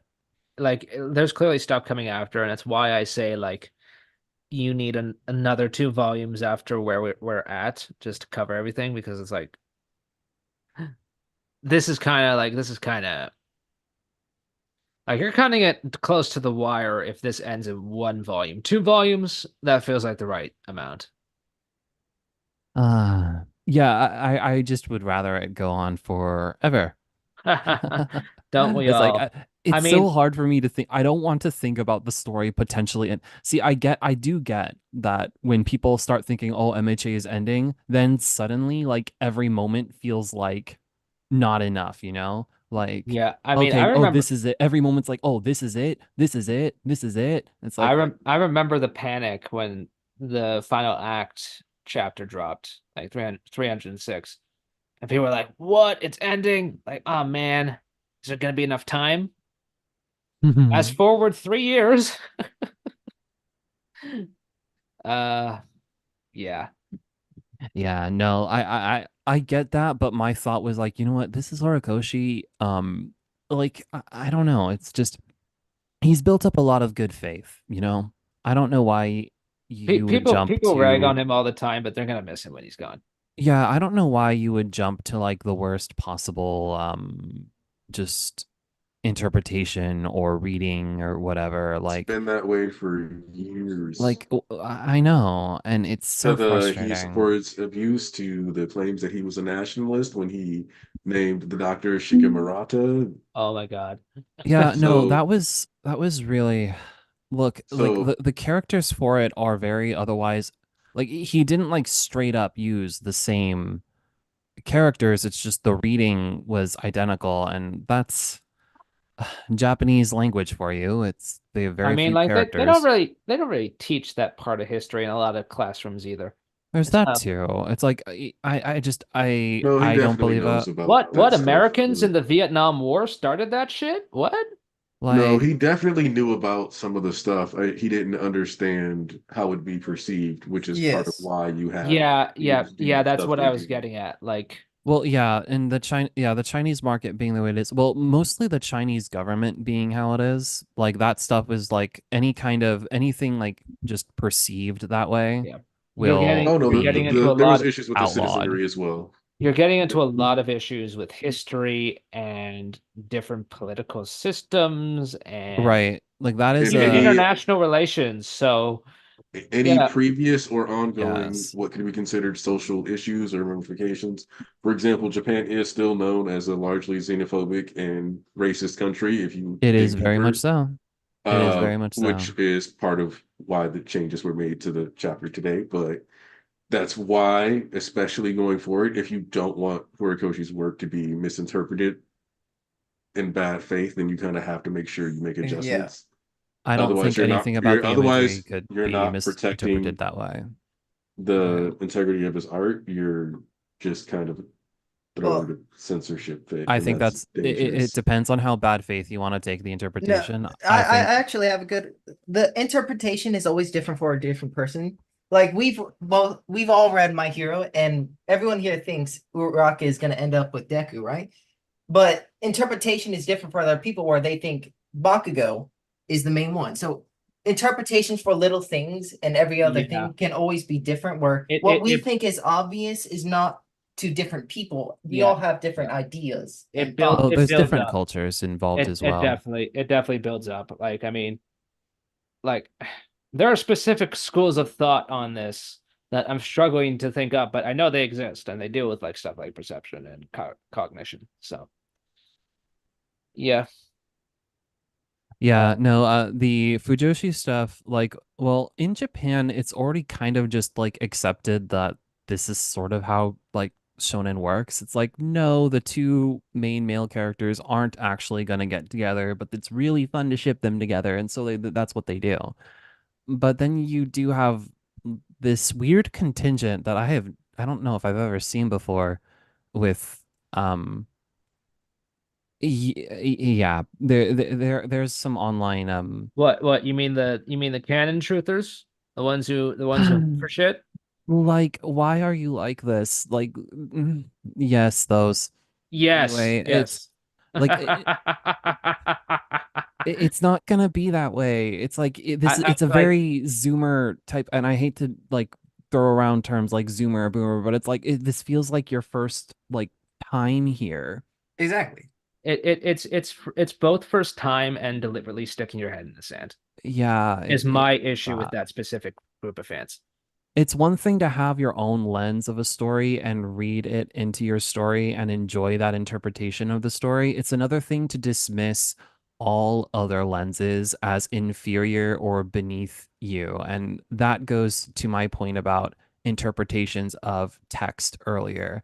It's like, yeah, a crazy person might be able to take this in the worst possible way, but elevating that take and then dismissing all other either cultural or moral or otherwise philosophical lenses and dismissing them in favor of the worst one is just it I hate hurts to me. say it. I hate to say it, but this happens most often when a very, very popular ship really takes over all discussion pertaining to a series. Yeah. In MHA's case, it's Bakudeku, to the point where Bakugo is the number one character in popularity polls. Yeah. I mean, I think with what does turn people off of MHA fandom is largely the perception that's like, oh, well, they all think Bakugo should have ownership of Deku. Like, I think that's what turns people off. Then you flip over to JJK. Gojo and Geto fans. I'm sorry, they're not coming back. Unfortunately. Hey man, They're not Gojo coming- can. They're not coming back. Yeah, Deku and Megami are I believe, the respective trophy wives of their series, and that's unfortunate. Absolutely. I don't know what's going on with Geto Sugu, but I am Geto sure is like it's unholy. Geto is like he is simultaneously a little ooh baby, and he's allowed to indulge in the Hitler stuff. So Wild, yeah. wild. It doesn't sound boring at any Nope. rate. We forgive but those I acts cannot of look. violence in the JJK community. Since the popularity poll was just mentioned, did you guys hear that there was apparently a Voter miscount? suppression. Yeah, The a votes lot were of rigged. at They the were behest rigged. of all characters, all All for for one, one. all for I- one fans Oh yeah. represented. No, The like man, they had the receipts. Like, Oh yeah, the man most likely to yell, "Stop the count!" they pulled up. Needed a recount. They pulled up.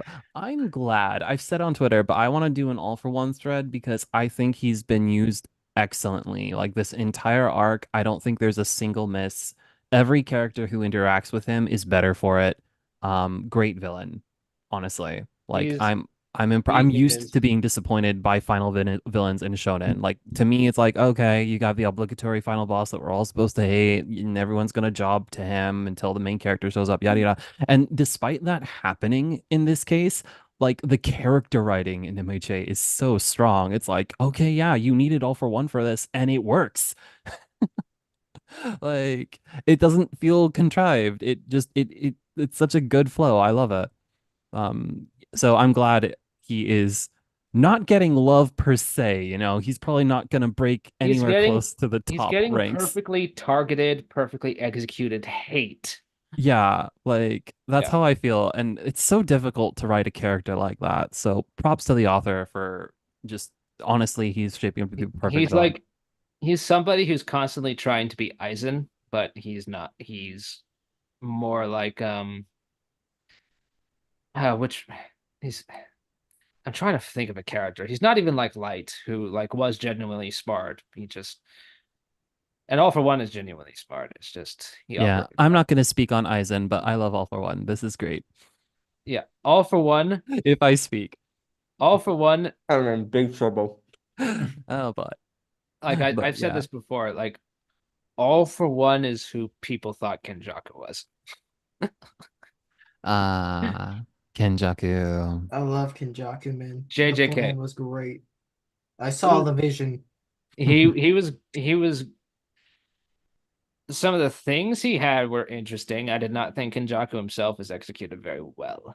Hey man, What, I don't care how bad a character you're can beefing get. with Yuji's Once you mom? get your cheeks clapped for the plan, you're the Taking best the back character in the shots. series, man. I mean, Does Did There's anyone no else downhill think from we here. need to know? I mean, if AFO could have gotten the job done himself, he would have done that. Every shit theory that the MHA fandom had for All For One, right, has happened in JJK. Oh That my for God, one you're right, happened though. in JJK. And like Kenjaku took, Oh my shots to the back. God. He took back shots for that. I Fan. mean, Yuji, So, I it am works. your Elite. mother. All for Yuji, One I am your felt mother. All for One felt I love that. All for One Oh my God. felt an intense flare of homophobia seeing his brother run away with Kudo and killed him. So Exactly. That's a Oh. wild hand cannon, but He's also misogynist with Nana, so I feel like Oh, yeah. that is. Hmm. Yes, Davi, I am the one who installed Reddit on your PC. My favorite website. Fortune. Yes. Little Koya. Yes, sir. Yes, sir, Araka. I'm the one who mixed in the wrong concrete solution for your parents and made them lose business. I'm the one who hacked into their Yeah. bank account and made them broke. Ida, I'm actually the one who broke your brother's legs. I mean, It was nah, me, Barry. nah. Stain wasn't all for one, but I mean, what if all for Stain one created technically, Stain? Stain was a byproduct of Stendhal getting his ass kicked by Knuckle Duster, who only fought that way because he had his quirk taken by All for One. Oh, there you go. It was part Yeah. of the plan, man. Therefore, now that is Eisen tier. All for one was always there. He I even mean, gave Stain his weapons, so he funded this shit. He planned Shigaraki's birth, man. Like that's like Aizen was just there with Ichigo, and he's like, shit, man, we're gonna see how this plays out. All for One was like he was making sure, nah, man, you got like kids need siblings these days, like you should just talk to your wife more. Maybe stick I don't know what I'm saying, but I think All for Push- one sneaked into the house, got the rubbers, and poked holes in them. yes, Kotaro. You must Blow her back out for me, Kotaro. Think of the bloodline. you must create more possibilities for the Shimura bloodline to continue. Exactly, man. Oh god. Oh boy. I'm Mm. so emotionally spent with this series, man. Like it's just when this whole final act thing started, I'm like, man, I want a sequel. Now that we're at the end of all this, or at least close, it's like, you know what? I'm satisfied. Like I'm good with this being it. I told you. I've been saying. Yeah. Like it's so much better if the series has like its proper conclusion here. To me, like it's been this way. I mean, I know when the news like of the series is ending just dropped, I know it was probably hard to feel that way in retrospect. It's like, what do you mean it's ending? If it's ending now, then of course I want a part two. So yeah, okay. In retrospect, I understand those takes a bit better. But that said, for me, I definitely wanted it like now, and it looks like that is the case. I really do hope that the arc that follows this is a proper arc. Like, don't do me like Naruto, where it's like, okay, you get 2 chapters after the final battle or whatever, and it's like, Yeah. don't do me like that, Shonen Jump. A decent little mini arc, at least like 6-ish chapters wrapping things up. I think it could be enough. Yeah, you Yeah, could like- fill a volume at least with that stuff. I that's what I want for I want MHA. more. I can't think of to series. It's gonna I know, kill I me. just- more. I just else love we're going the to worlds. Kagabarachi, man. We'll be done this volume in 2 chapters. So that means probably another 12 chapters after that. So 14 chapters of fighting total, or maybe 15, 16. And then you can leave the rest for a wrap up. Yeah. I just love the world of the series so much that I just like, even if it doesn't follow these characters, I want to see more stories in this world. Mhm. Even Absolutely. If My it's only just like a collection of one shots, like right. No, my only hold up with that is that I don't want it if it's not written by Horikoshi, and so like yeah, like because I really like I've seen what happens with something like Boruto, and it's like nope, I don't know, no, Isn't that written nope, by the same person? no. Well, I I mean mean, Kishimoto has I Kishimoto thought, took it over, didn't taken they? over. Kishimoto basically got blackmailed into continuing Naruto. Right. But even then, it's Kishimoto- like I've never been the thing is that I've never been a fan of Kishimoto. Like I fell off that train during the original run of Naruto. So like, but I just Which arc lost you? Why do you say I fuck think me it would for? in fact be the it was a slow decline, I will say. I kind of just didn't like Shippuden almost the whole way through actually, which is sad because there are some moments that I did genuinely like, but like Yeah. just it sort of never hit the same after the Naruto v Gaara, after Naruto v Sasuke, everything after that just felt like dragged out or not wholly necessary to me for in terms of like thematic and writing stuff. Like he was all of the interesting stuff to me was in the original Naruto. he was kind of he was kind of all over the place. I'm gonna be honest, like a lot of post time skip up until the pain stuff is not super great. Like honestly, like that, and that's just how I felt through most of Shippuden. I watched it for a long time. I wanted to get back into it, but during the final arc, I don't remember what. I don't think any specific thing broke me, but I just realized I don't care. Mhm. I don't care I keep about most of telling the people characters. this. I keep telling people this, but you could have cut out like 150 chapters of Naruto and not lose anything. Right. No, Like if that's there's a lot in it that like there's a search team that forms in like the 300 range of chapters, and it's Naruto and Hinata and a bunch of the uh Konohage. right. I'm forgetting the name of the village, but you know what I mean. Konohagakure, yeah. Like a bunch of the ninja. They go out, and then you cut to Sasuke for a while. And when you cut back to Naruto's team, they done fuck all. Like they've just been running around for like however long. And then we go into like the I think it was the pain stuff. I was like, thanks for explaining why we couldn't see Naruto for that time. I guess.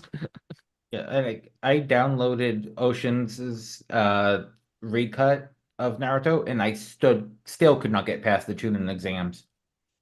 Oh, well, I'm sorry. That's a good arc. I'm sorry. Yeah, man, But y'all but make me I not want to understand watch it's not Naruto, man. I've been Naruto meaning isn't for to. everyone. I get it, but um mm. No, there are still things with it that I really liked. It was special to me. Like that was I mean, I know everyone kind of got into anime via things like Pokemon or well, not everyone. I'm sorry. I'm showing my age. But like You're showing my there's age too. Oh you That's have no. Dragon Ball, Pokemon, you man. have Yu-Gi-Oh, you have Dragon Ball Z. Those were a Beyblades, lot of yeah. gateway anime. For people who didn't really even know what anime was, but when I learned what anime was, right? Like Naruto was like the special one to me. I loved that world, and the theme of loneliness hit me so hard. I really love that. And just Kishimoto never quite captured that captured those intense feelings for me again. Like throughout the entire first arc of Naruto, it felt mostly present, up to including the fight with Neji, up to including the fight with Gaara, and of course with Sasuke. And it just never quite hit the same after that, unfortunately.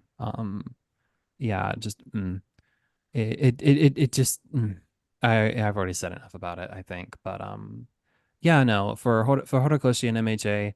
Um, I am nervous about a future MHA product, and even among the same authors, like authors do lose touch. They do. Sadly, we grow old. We grow apart from the feelings that inspired us to make work and such. So, I'm still cautious about it in that regard. But so long as Horikoshi lives his best life, I'm sure it'll be fine.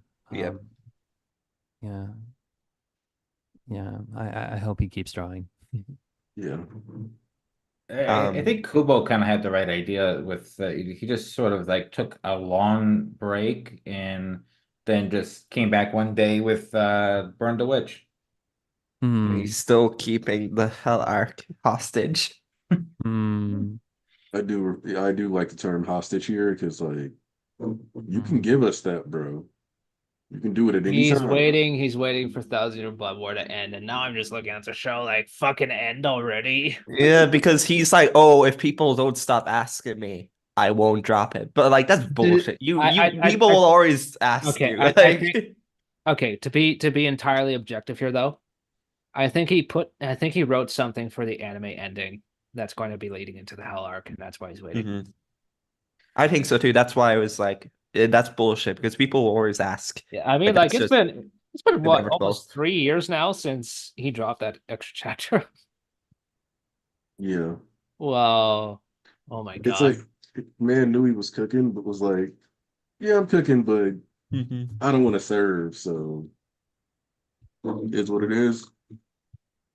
I do think Hori will be, even if we don't get like a continuation, or even if Hori goes, okay, I'm done. I'm gonna like I believe someone in the chat said Horikoshi has said that he has someone he trusts at MHA if he was able to continue.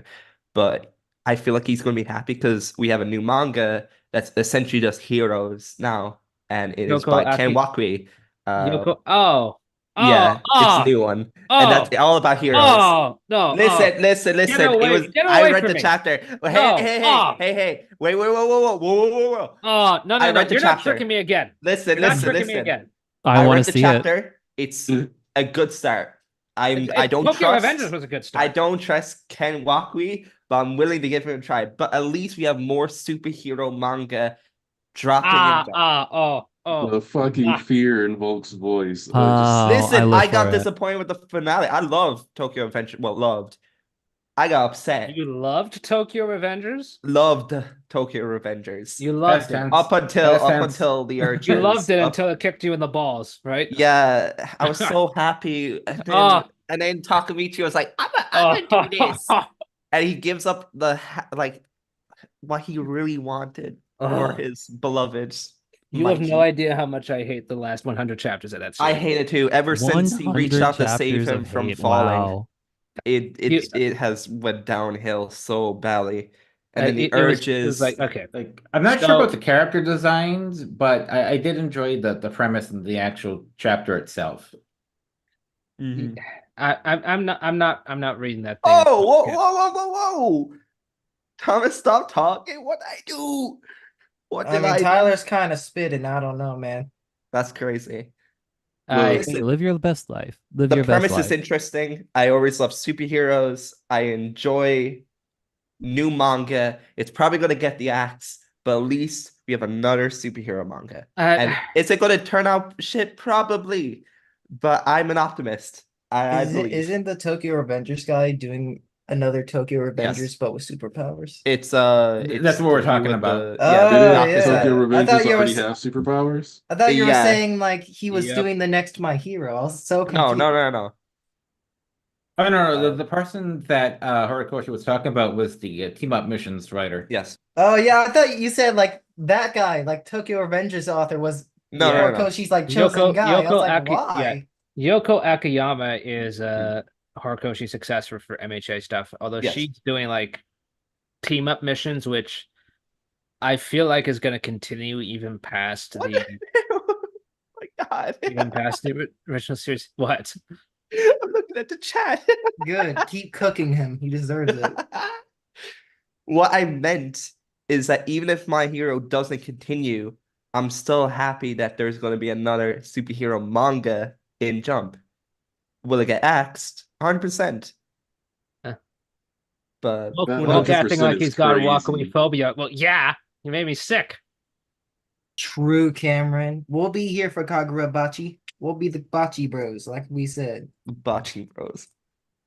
I think it's so funny that like people already decided it's just a dude bro festival. Because like Chihiro is actually a pretty good kid. Like it's so I love fascinating the how like contrast. It actually does give him some depth. Like, He's a good well, guy. depth is maybe a strong word, but He's a I good mean, guy. I like that his actual personality is like actually pretty calm and calculating. And then just when he pops off, it's really just the author, like, like just going ham, like, just it's such a good vibe. I haven't read the latest chapter yet, but like I really am enjoying the ride unironically.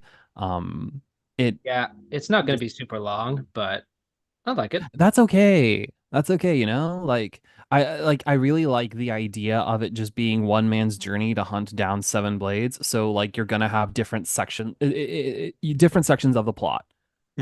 With a small but slowly growing, hopefully growing, like character-wise yeah.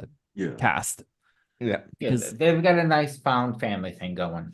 like right now the side characters just don't do it for me at all. Like I'm not sure. The author is slowly but surely cooking, I think, but right now it feels like the Chihiro show. But so far it's good. Like I'm not like actually like upset at how he's treating his main character. So, and that's important. Yeah, it's not a bad Chihiro show. It's just other people are gonna have to step up at some point Right.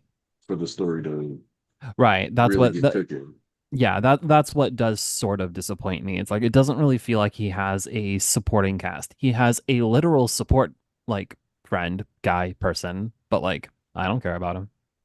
Like just I do like the new Char, like the guy that sort of dropped in. He's okay. Um Yeah, and I like their dynamic.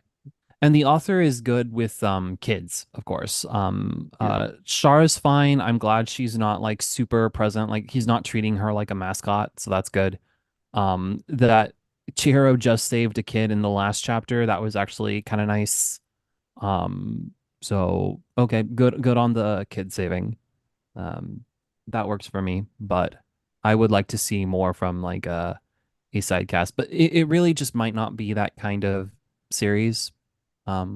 We'll see how well this performs. It feels very different from the usual Jump flair. Like Jump like loves to throw a bunch of characters at you. Well, Um, this and Dear Anemone feel very different. Dear Dear Anemone, I Anemone. really like. I So really like Dear Anemone. yeah, yeah. Dear Um, Anemone is interesting. I'm not sure. Like of all the series that I'm not sure about, it's always horror ones. Like things that lean into horror. Um, once well, you this lose the horror element, it's like how much substance is there? Mm. So, I don't mean to bring up JJK, but I don't like how JJK does curses because they're scary for a minute and then they stop being scary forever. Like the fear factor just doesn't last for me at all. They become mobs too quickly. Wait, well what? with JJK, like we went from fighting curses to fighting humans really quickly in the story, Yeah, yeah. Right. like really quickly. Right. So that's where that really comes from, is that curse, and that's why you could tell, in my opinion, it's one of the most heavily Bleach inspired series of the modern era. Mhm. Uh, Uh, I wish that was more of a good thing. I mean, I like Bleach, so like that's okay, but I do agree that the way he took inspiration from Bleach on Right. this one, I don't agree with. Like, Because the uh, concept of curses is much more interesting. It's about human emotion giving birth to monsters and how that might feed back in on curses. It doesn't have to be strictly battle shonen-y. You could say a lot with it. because Um, the thing but that you I'll say that don't. Bleach did better is we got the special grade curses like really, really, really, really early. And that's kind of the equivalent of getting the Arankar. Um, and we Yeah. saved the Arankar for like 200 chapters in, and they all had like a lot more thematic like relevance. Like there was like the Yeah. whole isolation aspect and Yeah. like aspects of death tied into them all that like actually made spending time with them feel like something. Whereas, Mm. Plus, what they did had you? sick ass Spanish music motifs. Yeah, but Oh, what did you The I loved feel? Kubo for guitar. that. Oh yeah, it's like, but like, what did you feel about Dagon? Like Hey nothing. man, He he was was he a was curse. there for Toji to cook up for Red Lobster, man. Like, That's all I felt. Well, I and was that's just starting and I'm working my way through the JJK Zero movie. This is how behind I am on JJK. I am so sorry for speaking on Mm-hmm. JJK. It's But fine. I like like JJK talk.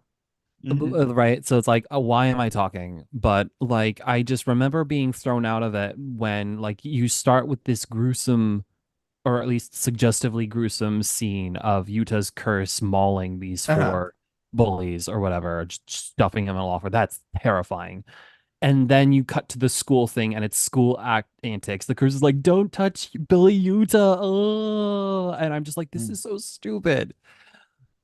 It seemed so stupid. Like just the If it gives you any consolation, Seth, Hmm, Gege is not good with the school stuff in general. So I noticed yeah, um that much is apparent. There are only 3 seats in the class. Like it's not a I mean like class. You can't mean, like, convince me that's a school. even if you think of it as like it is a secret society, it's more like that's just not it's just not school. School is social. It's daycare more Yeah. than school. No, Yeah. yeah, no, it's It's I'm it's I'm weird. still here for it because I obviously know that it's popping off animation wise. Like How there's far in season 2 are gonna be you? entertaining. So in season 2, 'Cause okay, look, I'll be perfectly honest. I'm not into season 2 yet. I'm doing the Zero movie first. oh, okay, because I I was gonna will be say finishing No, something. that's okay. season That's 2 okay. Yes, but once I yeah, finished you'll Frieren. So now once you I'm get moving to on to season 2's JJK. ending, come back to us. I really want to talk about this with you.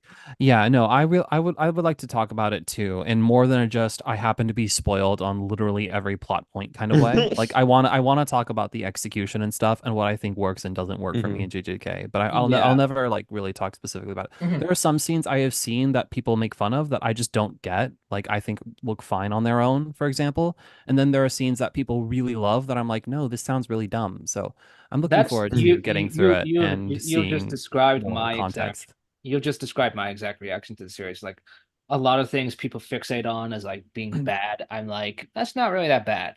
And then they really hype certain things up, like, I don't know, the Nobara backstory and her like just doing things. I'm like, Mhm. that's Mhm. generic as shit, man. Yeah. Look, Yeah. I am Well, excited Barter to has see been you. absent for over half the Kotaku will series. never be Mhm. forgiven for that article they wrote about the girls. in Yeah, JJK. Oh my they're gosh, Oh, that was they will incredible setup. never be I will Ooh. forgiven. say, I'm excited to see you react or at least talk about the beginning half of season. Well, it's not even beginning half, the beginning of season 2. 'Cause that's Okay. Yes. my I personal really want favorite to hear arc that.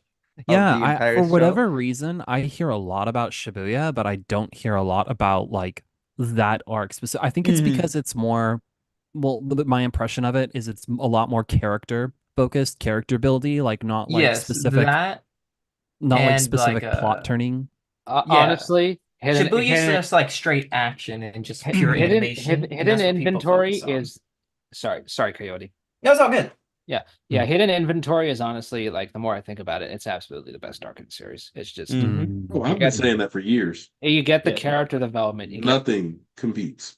like it's just and it's kind of odd because I don't think the series has ever matched that type of storytelling since. I look forward to it. I I know mean, that it's there's still fun. It's still Yeah, fun. yeah. I don't remember who it was, but someone in the Discord suggested that I read Hidden Inventory before uh Volume 0, and I am so glad I I did. interesting.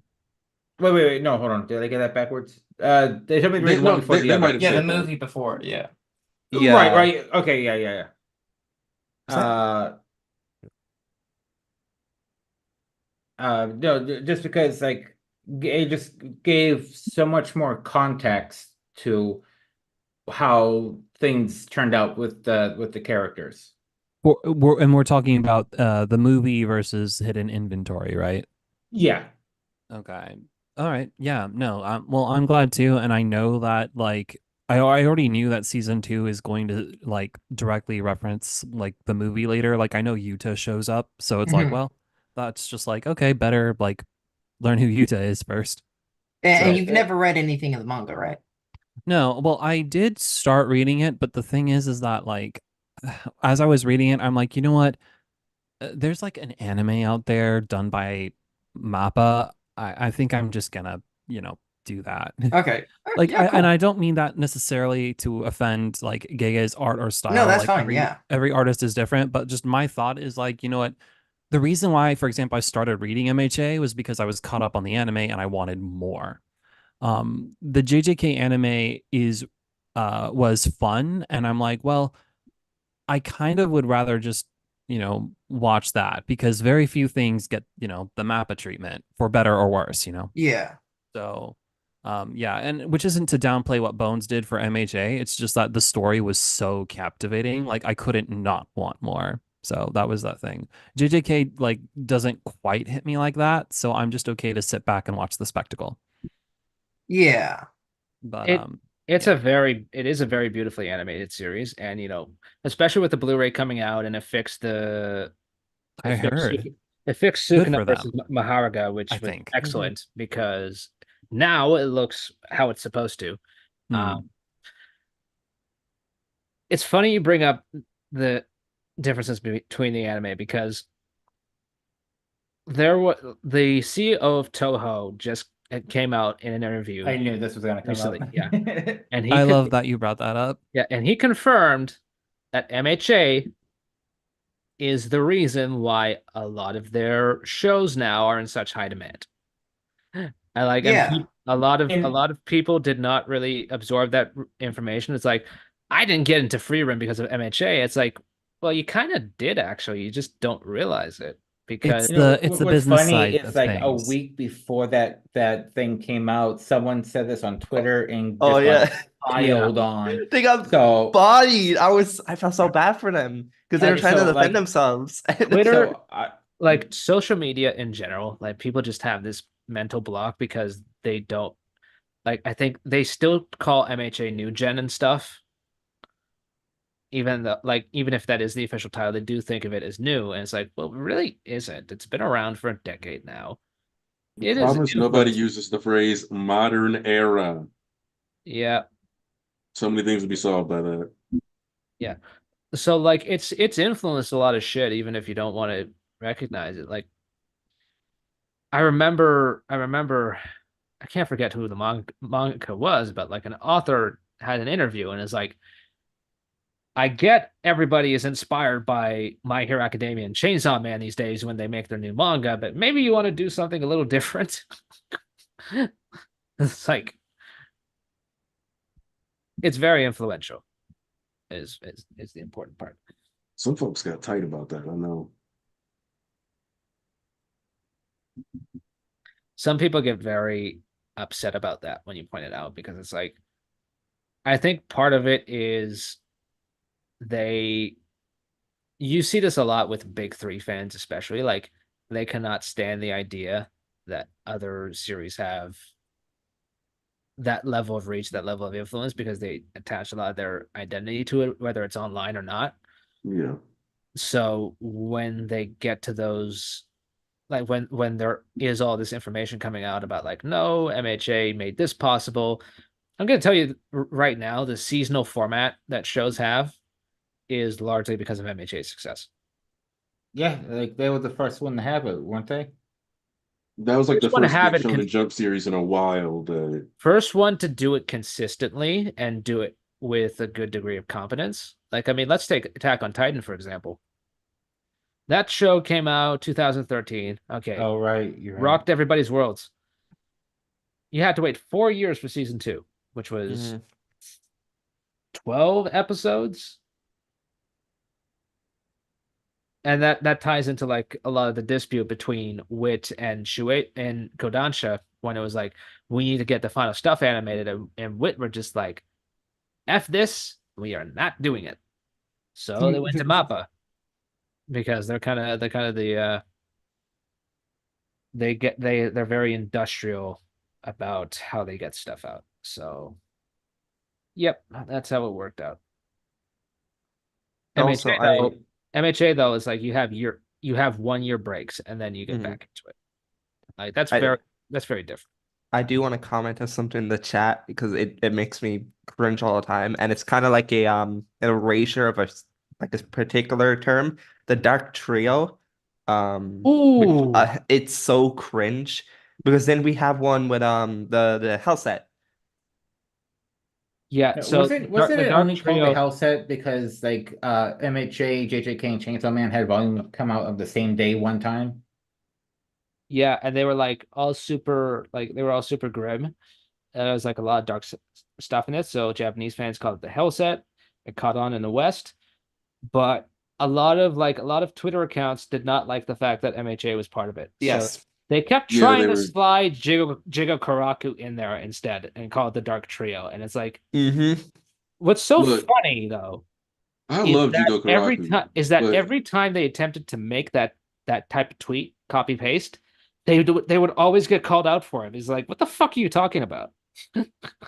Like I love Jigo The Karafi, dark but like triad. you didn't need to do all that. That wasn't necessary. Yeah. They try to Oh. they try to set a 4 once, I think. I don't remember why, but just oh that those are funny. Take me I may back. be biased, but Hellset's so much cooler of a name than the Dark Trio. Like, come on. That's so Dark Trio corny. just sound. Yeah, I was gonna say it just sounds corny. Hmm. To be fair, Like, I want to be like, okay, look, some of you are in fact literally 13 and 14. You know, that's like unfortunately on Twitter, we're all sharing a space together.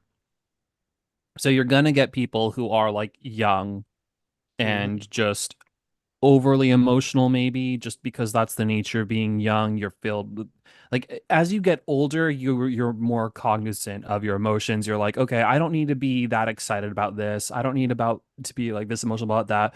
But it's different when you're young because it's hitting you for the first time and you're overwhelmed. And yeah. so I try to be more forgiving of people on Twitter. Hmm. It's hard sometimes because you don't actually know how old someone is or isn't, so you end up Hmm. treating everyone like adults when perhaps you shouldn't. We also That said, have, that was corny as hell. when you look at the Dark Trio, right, as a term, right, it isn't just that they want to erase MHA and they want to prop up their favorite series. Like when you say Dark Trio, it's very reminiscent of the big three, and we've seen time and time again people are either trying to replace Bleach in it, or they're trying to go, oh, what's the new big three, and that's a bad thing to do. What's the new big three discourse is so cringe to me because it always ignores how the big three became the big three. Hmm. So it ends up being this like weird, I like these series more, so I think these are the big three, Yes. instead of Yeah. being this is how the big three was decided and this is the basis of this conversation. I'm gonna be honest. I think that there is no. I mean, obviously, the big three is like a very like time sensitive like era. it like the reason they are the way they are is yes because of the nature of anime manga distribution at the time. But to me, when I think about the quote unquote next gen after that, it's really only MHA. Like JJK didn't start until like a couple years after MHA was already doing its thing. Like to me, MHA is sort of on its own generation, strictly speaking. It started the past, like the era of Jump that where manga really took off. That's where it presided over, you know. So it's Yeah. Like like I just do not consider JJK and MHA. I know like technically speaking, it's not that big of a difference, but just looking at the impact MHA had like right from the start, both it and its anime, it's like a JJK just wasn't like there at that time for me. And it's like it's something that came after MHA in my brain. I That's mean why I feel like that era after the big three, quote unquote, is MHA. yeah, we're gonna see more of JJK's influence over the years. But Yeah, I I'm think sure. But I just I treat it think as like people a separate yeah, gen. yeah, but I think people do kind of yeah, it is kind of separate. Like I think MHA's influence is very distinct. You're gonna see more of JJK's as time goes on, and especially because a lot of the series that were inspired by Horikoshi and MHA, even from whether they were prior assistants or not, they got entered into the pipeline to, be serialized. So now a lot of those are coming out, and now you're seeing them. So it really is just you gotta wait and observe with that kind of thing. Like it takes time. It takes time.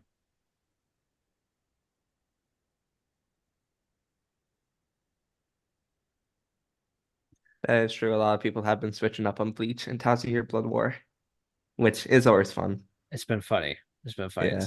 Because you see it Wait, also in what My happened? Hero currently. People are switching up for My Hero when they saw something dark happening in the manga, even though we've seen a lot of that happening It's throughout. like clockwork. Yeah, it's like clockwork. Yeah. It's like clockwork. Although I will say, Edgy now that there's been boy. now that Yes, there's been a sir. lot of now that there's been a lot of the final arc out, people have been doing some rereads, and like I've been seeing way more positivity for it than negativity lately, honestly. Which has been kind of strange to see because normally like you are fighting a lot of those misconceptions and a lot of people, also taking genuine issue with the story. Hmm. Well, It's and a it big takes mix. well, it But does take time for certain things have to, cook, as they say, you know? yeah, certain things have to cook. Whereas I do think JJK has that like instant gratification element to it that makes people really like it. Um, I'm about to reread it in a few months when it's over, so we're gonna see how that holds up. Joy. I want to do the Yeah, same because there's a lot that I think I brushed past that when I see stuff getting brought up, yeah. especially the merger, I'm Like like, I I I don't know talked the yeah. intricacies of these. Yeah. I talked to some people who are like, I've been off MHA, but like when I'm gonna reread it, I want to do it when it's over because I Mhm, want to get all the details. And like mhm, that's what I ask people to do is like just be sure to give a story your full attention if you're gonna give it time. mhm. It's I like think so. There's a point to where I am sad to recommend that, but honestly, like I get it. A weekly read is like you're gonna get whiplash back and forth. I don't know how much better that is in a when you read it all at once. But I don't know. I just like sitting on a chapter for a week and being like, wow, and just letting it marinate kind of like that. um, But that's a lot of time to spend with a series, quite frankly. So I Mhm. understand to just kind of read it and be done with that. I love having like feelings about a chapter 1 week and then later down the line going back and be like, huh, I was wrong about this, or huh, maybe I was a Same. bit too harsh. I I enjoy love that. doing that, Thomas. I love calling someone a fraud 1 week and then hyping them up the next week. It's my favorite thing to do. Chaos agent. Mhm. I'm currently rereading Dr. Stone, and a lot of the chapters I kind of had like kind of a, oh, this is okay. I like it really resonates with me now. And that's why I always say reread manga whenever you can, especially I'm ones that you already have read. I'm reading Blue Lock right now, which Oh, it's not for everybody, but like I get a strange kick out of it. So No, no, I totally understand that. Like, no, I can just looking at it, I'm like, oh, this is the funniest. This is very this is it's funny. it's so not funny. it's funny Like, but simultaneously hype. Like like I mean, it when they mixes score, funny hype and cringe in a way that is just like, yes, exactly. okay, all right, I see the appeal here. When All they right. score goals, you really feel it, like you pump your fist. But then the next page will show them with like fucking stink cloud aura, and I'm like, okay, man, did you have to draw it that way? apparently the recent chapter, I'm not gonna spoil anything, but typically they always like draws, you know how it's like visualizations. Guns now apparently. They're like, oh, we have guns now, which I think is very funny. This is like that sounds like Shadow the Hedgehog nonsense. I love Mm-hmm. And it is it. the year of the shadow. So hey, we'll take I'm it. so unironically hyped for that Mm-hmm. for that. I was watching the video that they put out, and it honestly hit me because it had a great message. Like if people are constantly going to look down on you and throw you aside, don't pay attention to them. Keep moving because those are losers. It is the year of Sonic the Hedgehog. Sonic is back. I just He need to see never the left, trailer. which is I a need to lie. see the He was trailer. not for He was always there in the corner. long. Yeah, no, no, no. It's weird because like they're doing like a Shadow the Hedgehog collab, and it's Hmm. like that this none of the stages from that game were any good. Like they weren't unfunctional like in '06, but none of the stages I think were good, but they're taking inspiration from them anyway. And I'm like, okay, all right, cook, cook. I want to see. So yeah, this is a fun time for edgy boys. Hmm. Mm, Uh, yeah. No, MHA is definitely going to be a story I enjoy rereading for the rest of my life. Just it's one of those special ones, I think, just how well the author crafted. I find myself even being like, "Oh, I really like the overhaul arc on a reread actually."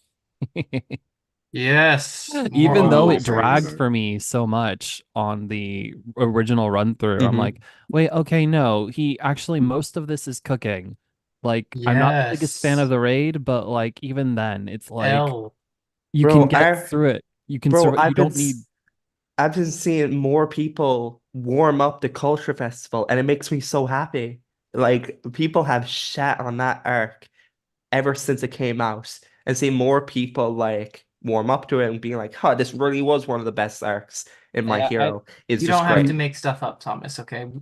Stuff was actually It being was true. all in my head. Yes, you're just All in lying. his head.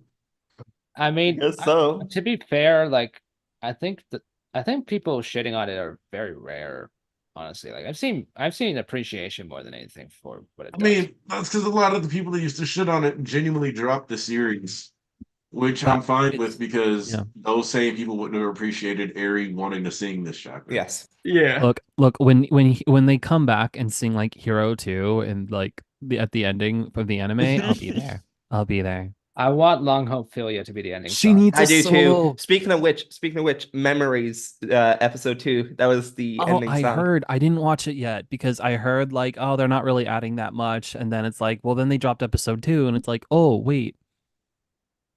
There's also a post-credit scene that you Mm. should watch, and Yeah, you no, will I'm probably mixed really like on. it. No, I already know that they're teasing All Might. I'm kind of mixed on that. Like I kind of like how almost out of nowhere it came up in the manga. So I don't know Mhm. how I feel about like the anime teasing it, Mhm. but I digress. I that's still neat. Um, and I'm wondering now I'm curious, okay, are you going to be more ambitious and add more scenes and like the Endeavor portion or whatever, for example, the Todoroki fam, or maybe when we Do get that you into even need to ask? They're gonna add everything for the Todoroki fam. They love that family. uh a little too much, methinks. I mean, I Endeavor's love Mm, the Toto fam arc Endeavor as and well, but Dobby in that trailer, best animation, man. yeah, no, I'm glad that they Baka, honey. love that family very much, but like spread it a bit. Spread it a bit. And Spread it a bit. Mm. Ida's there too. Oh, this down to get the best animation. Oh, I do hope Ida shows up in the after the Mhm. warping. I know it's not very likely because he literally like ran like across, well, not like across the entire country, but like He I don't ran know. You're far asking enough, one and man. A few prefectures. He that is like an inhuman amount of distance. So quite frankly, if he, is down and out for the count, fine. But I want more for I'm pretty him. sure he melted off his engines Like I or his do. Like exhaust. he really Mhm. was there just to cart Todoroki around from A to B, and it's like, okay, great, all right. What is it? Totoida ship, whatever, fine. Mhm. But like, give Besties. the man something else. Please. I really like Ida's arc where he kind of embodies the role of Ingenium, you know, always taking a lost child by the hand and leading them to safety. So when Ida rushed Shoto to where he needed to go and crashed out and kind of thanked Shoto, it was great. However, the Ida fan in me, and I love Ida, he's one of my favorite characters in the Yeah. series. I want to see him at least show up, and especially with Ochako, because even though Shoto and Ida have that bond, Deku's first friends were Ida and Uraraka. Like they were Yes. there for him at the beginning, and they've always been there for him throughout the entire show. Whether it's Ida comforting during Overhaul arc, Ida holding his hand in Deku Black, he's always been there for him. So I want them to show up. They don't even have to fight. I just want them to cheer him on. Kind of like because the only person when All Might fought off one that All Might could hear was that woman. She channeled everyone's like energy and gave him that boost. So I want that with Deku. Yeah. No, I feel like if anything happened to Ida, like weirdly enough, like compared to all the other 1A kids, if anything happened to Ida, I would not take it well. in a Mhm. in both a good and a bad way. Just like that would hurt me because he's a good boy, you know. Just he just the sincerity of his character, the moral uprightness, the almost naive attitude that actually led him right into the desire for revenge. Mhm. Like just the way that just his heart moves me. Like it's like you got this good person who is just to a fault and is overwhelmed with his emotions, gets thrown off track, and then is righted by his friends. Like it's such a good arc and it was completed early and that's fine. But like if anything happens to him now, I don't want to see that. I Like I feel was it. so scared during the PLW arc where he's like, "No, I have to go. My friends are over there." It's like, "Dude, you can't fly." Hey, Like, give him enough training. He'll pull like jet boosters. yeah, yeah. No, I have some complaints about Ida only because I feel like his because he dabbled in that vengeance mindset. I feel like that would have been good for him to step up as a moment more than what we got with Aoyama. Like I think his Aoyama comments are fine, but like I know, for example, characters like Mina are really upset and hurting after what happened to Midnight. But I feel like he's the type of character who can guide people from that path of vengeance that he went on. And so and it also complements Shoji's arc as well, actually. Like, because both of them are on that like same track of mindset. They complements each other. So I don't know. I feel like more could have been done with Ida in that regard. So, yeah, that's my thoughts on that, really. I agree. But whether he shows up or not, I'm still happy that all the other the extra characters are getting their chance to shine, like legitimately. I don't know what Mineta will do, but I don't know. He looked funny, and that's enough. You showing up to be Manetta. Yeah, like, bro, what are you gonna do? I really Well, like actually, sorry, you go ahead. I'll say mine after.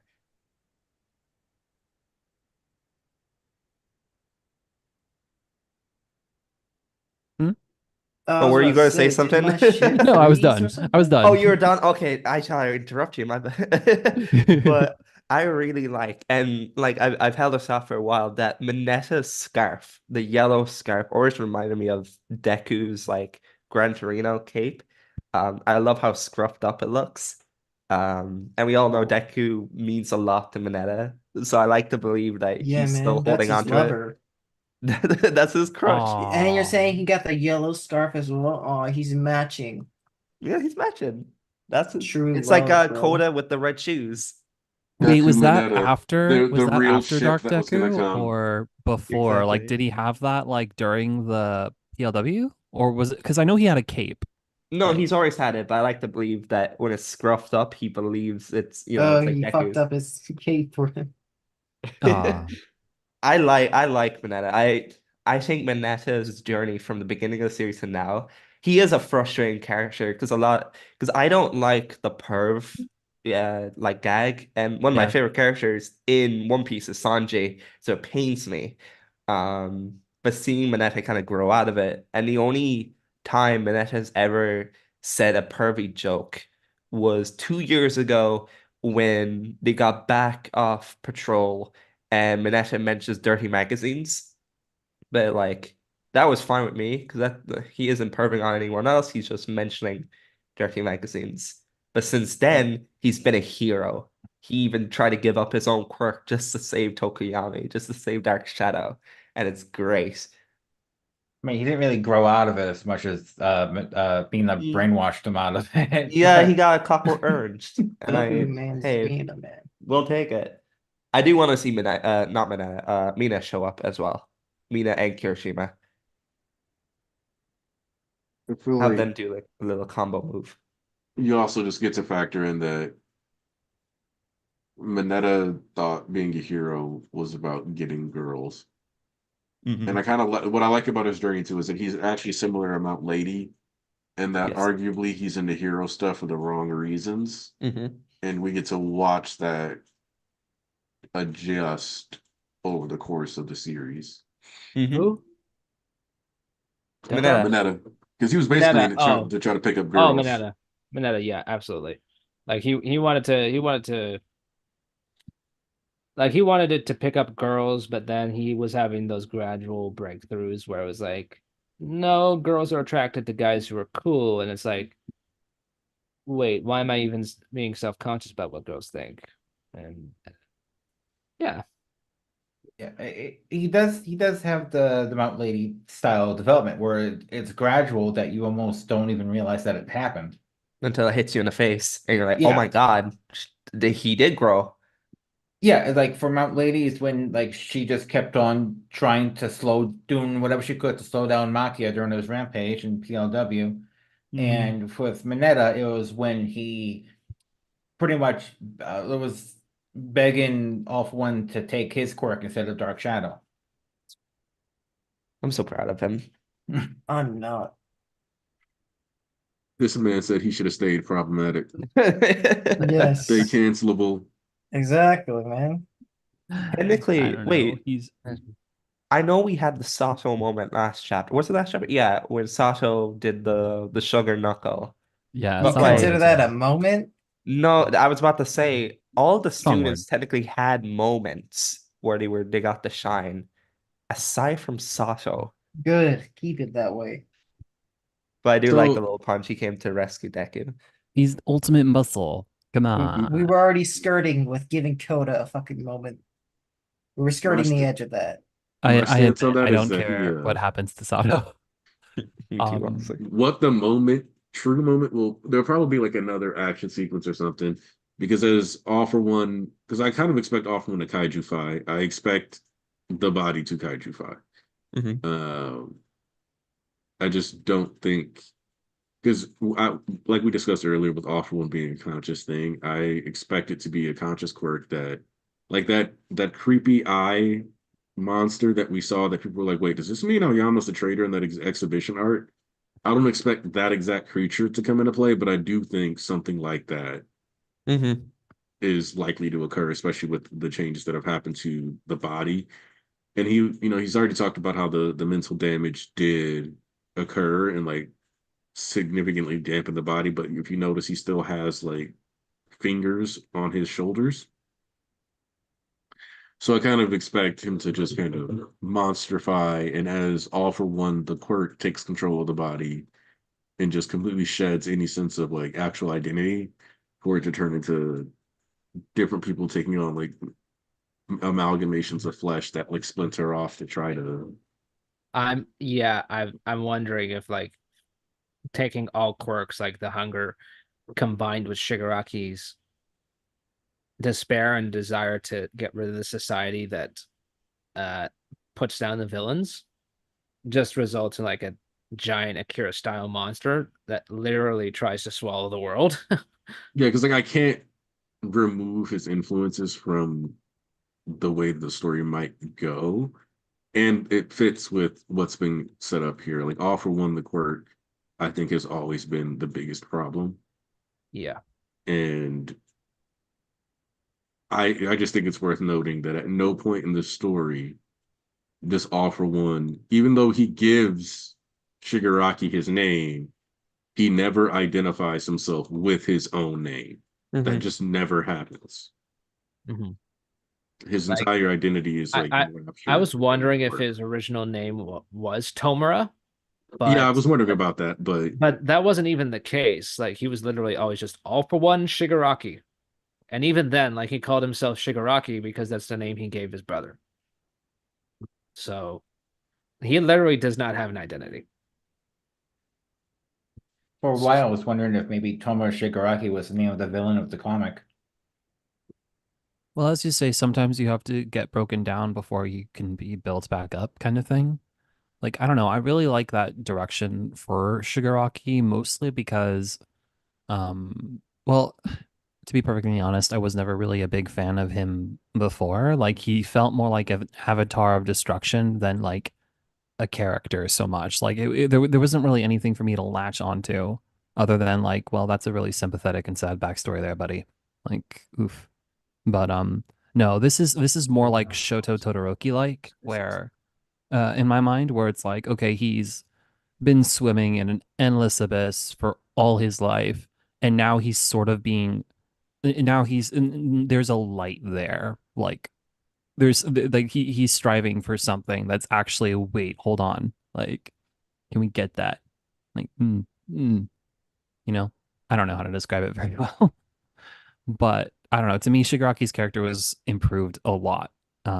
These few chapters, like it just he wears that existential crisis thing and then still is trying to reach past it. And I'm like, okay, wait, I can vibe with this kind of thing.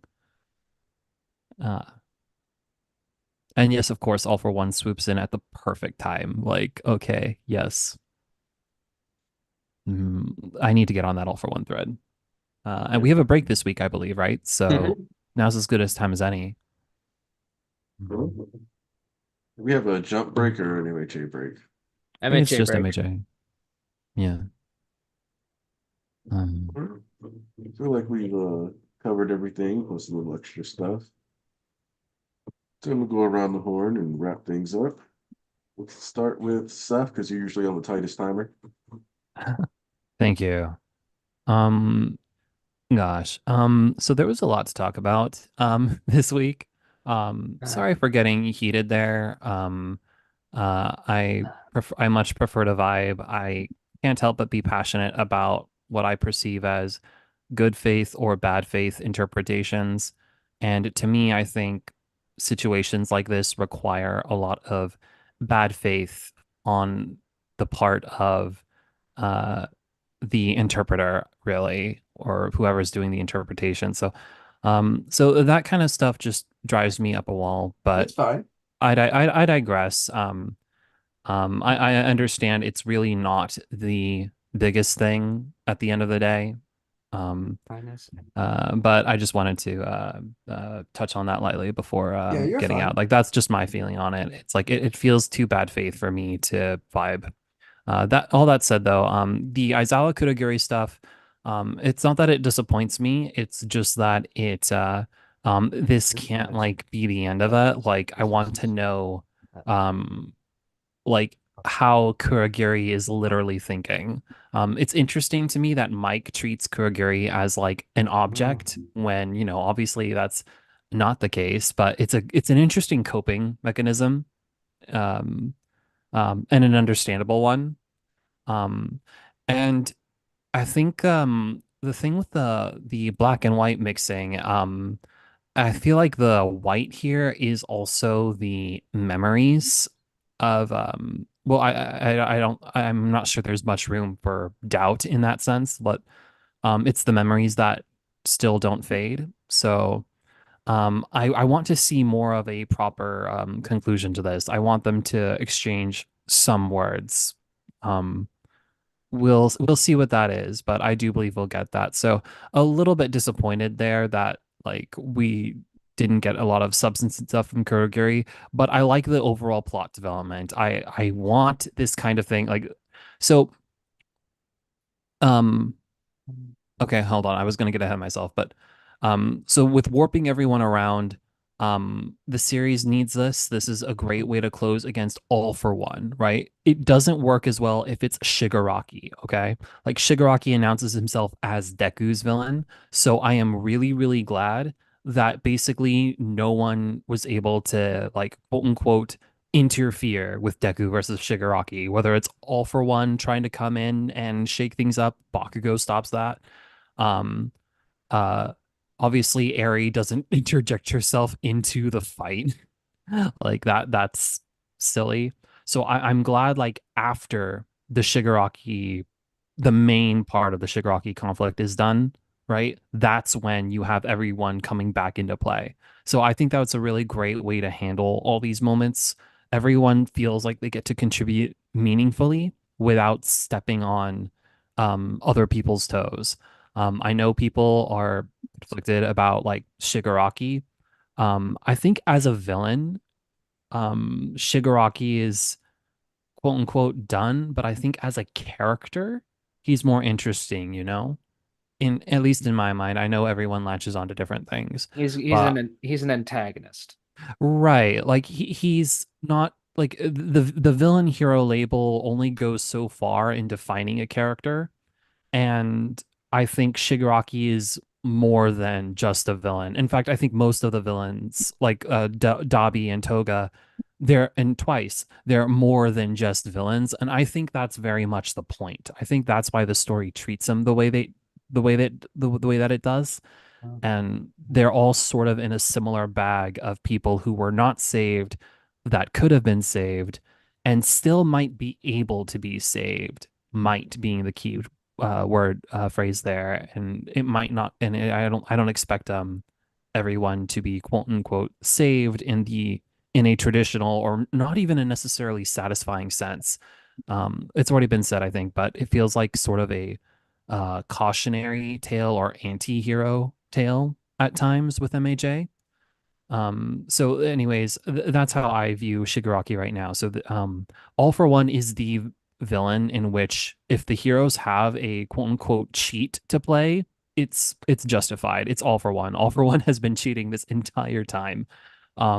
This little bit of rewinding doesn't bother me at all. I understand people had gripes with it being so quick, but there's the pacing is to taste, honestly. I think if the author doesn't want to lie to us about how dark the story is or isn't, so in that regard, I think it is fine to just be upfront. It's like, okay, yep, this happened. This is a thing that could happen again, maybe. But for now, no, we're gonna focus on the light and keep the fight going. So, yeah, overall, a solid chapter this week, I think. I'm looking forward to more extra characters getting one last chance to shine. That's a welcome surprise. And thank you for having me on and for various encouragements throughout the week, Thomas. You made me turn on the recording software again. Oh, that's great. I'm glad to hear yeah, that. yeah. So I'll keep up with that. Anyways, until next time, guys. Thanks for having me. Of course. Joseph? All right. This was a good chapter. It was mostly set up. And we got the little on your left, and I'm still on cloud nine for seeing Astro again because I didn't read it until it was over for nearly a decade, but I really did enjoy Barrage, so I'm glad to see it get a little shine, even this late past its ending. I love that for Horikoshi. I'm sorry, that's such a nice reference, even if I never read it. It's like, oh, you get to do that for your characters. Yeah, I mean he's fond of recycling his old stuff, and I think that's really neat because I mean a good concept's a good design's a good design no matter where it's being used. So like Gainorka and Shishido, I think his name was, they were from his first series. And then we got Astro here, and then Tiamat, which was like pretty much Proto Ozawa got put in as a giant missile. So uh um but yeah, like again, it was like mostly set up, and I'm glad they didn't drag out the state of Deku's arms for too long, but I can see why people would not be too thrilled with it, but it was just whatever for me. But yeah, like I said, like it looks like we're really into the thick of it now, so I'm both dreading and looking forward to see how it all comes together. Just like dreading because I don't want it to end, but looking forward to it because I'm just like so damn excited. That's it. All right. Let's go with Coyote. Ah, shit. This chapter overall isn't just for me. That's just how it is. It wasn't for me. Mike is an L friend, L man's fucking bum, dog shit haircut, horrible quirk, dead friends, lost midnight, horrible lover. Everything about Mike just sucks. And I don't know, this chapter just shows why he's an L man's. I couldn't imagine yelling at my dead friend. That's something Thomas would do.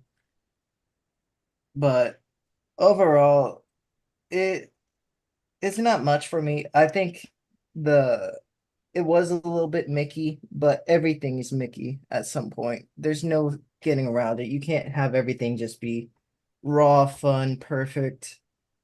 But it doesn't matter if something's Mickey. Some stuff is just meant to be Mickey, and that's fine. Yeah, that's all I really gotta say. All right. Well, No, I thought it was a great chapter. Really nice bridge into what's coming next, and seeing Ares arc come full circle. That was a nice application of that power. It made sense.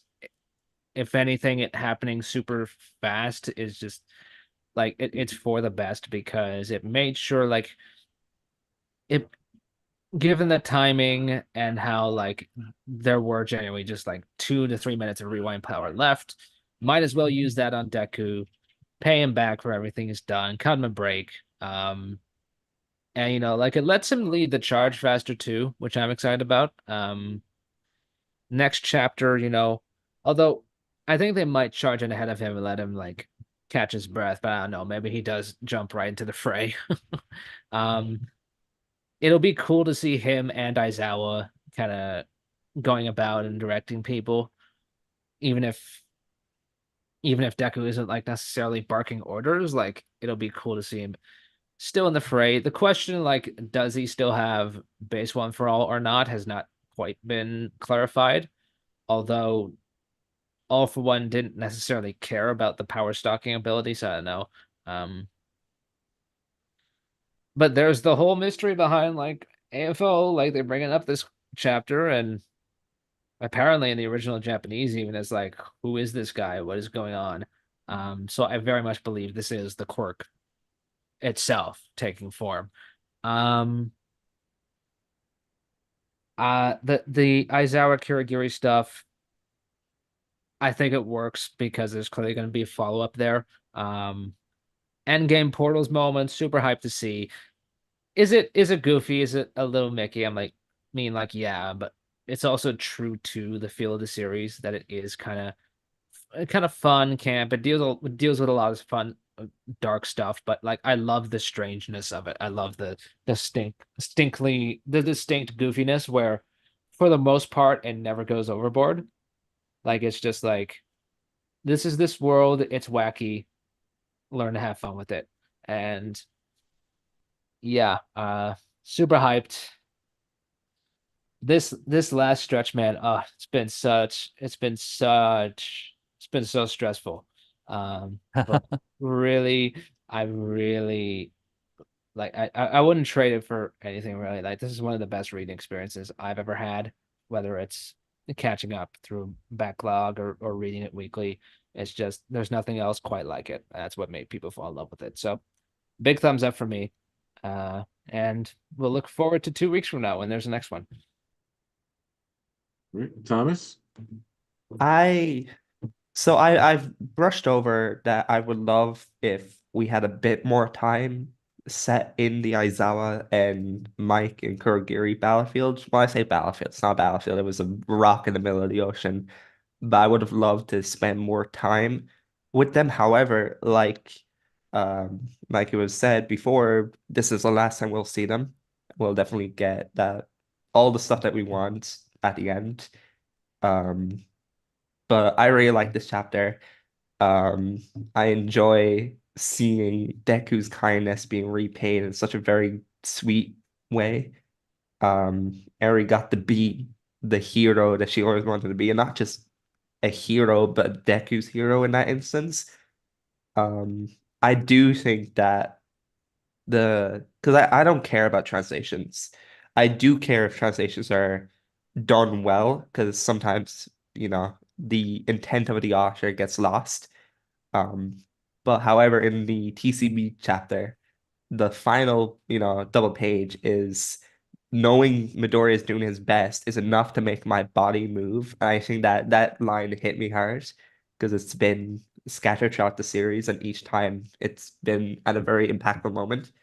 I just, God, I I'm dreading, like Joseph said, I'm dreading the ending because it's going to end, and that's gonna upset me. But I really want to see how we go from here, how Deku gets back one for all. Because we're not ending the series without Deku having a quirk of some kind.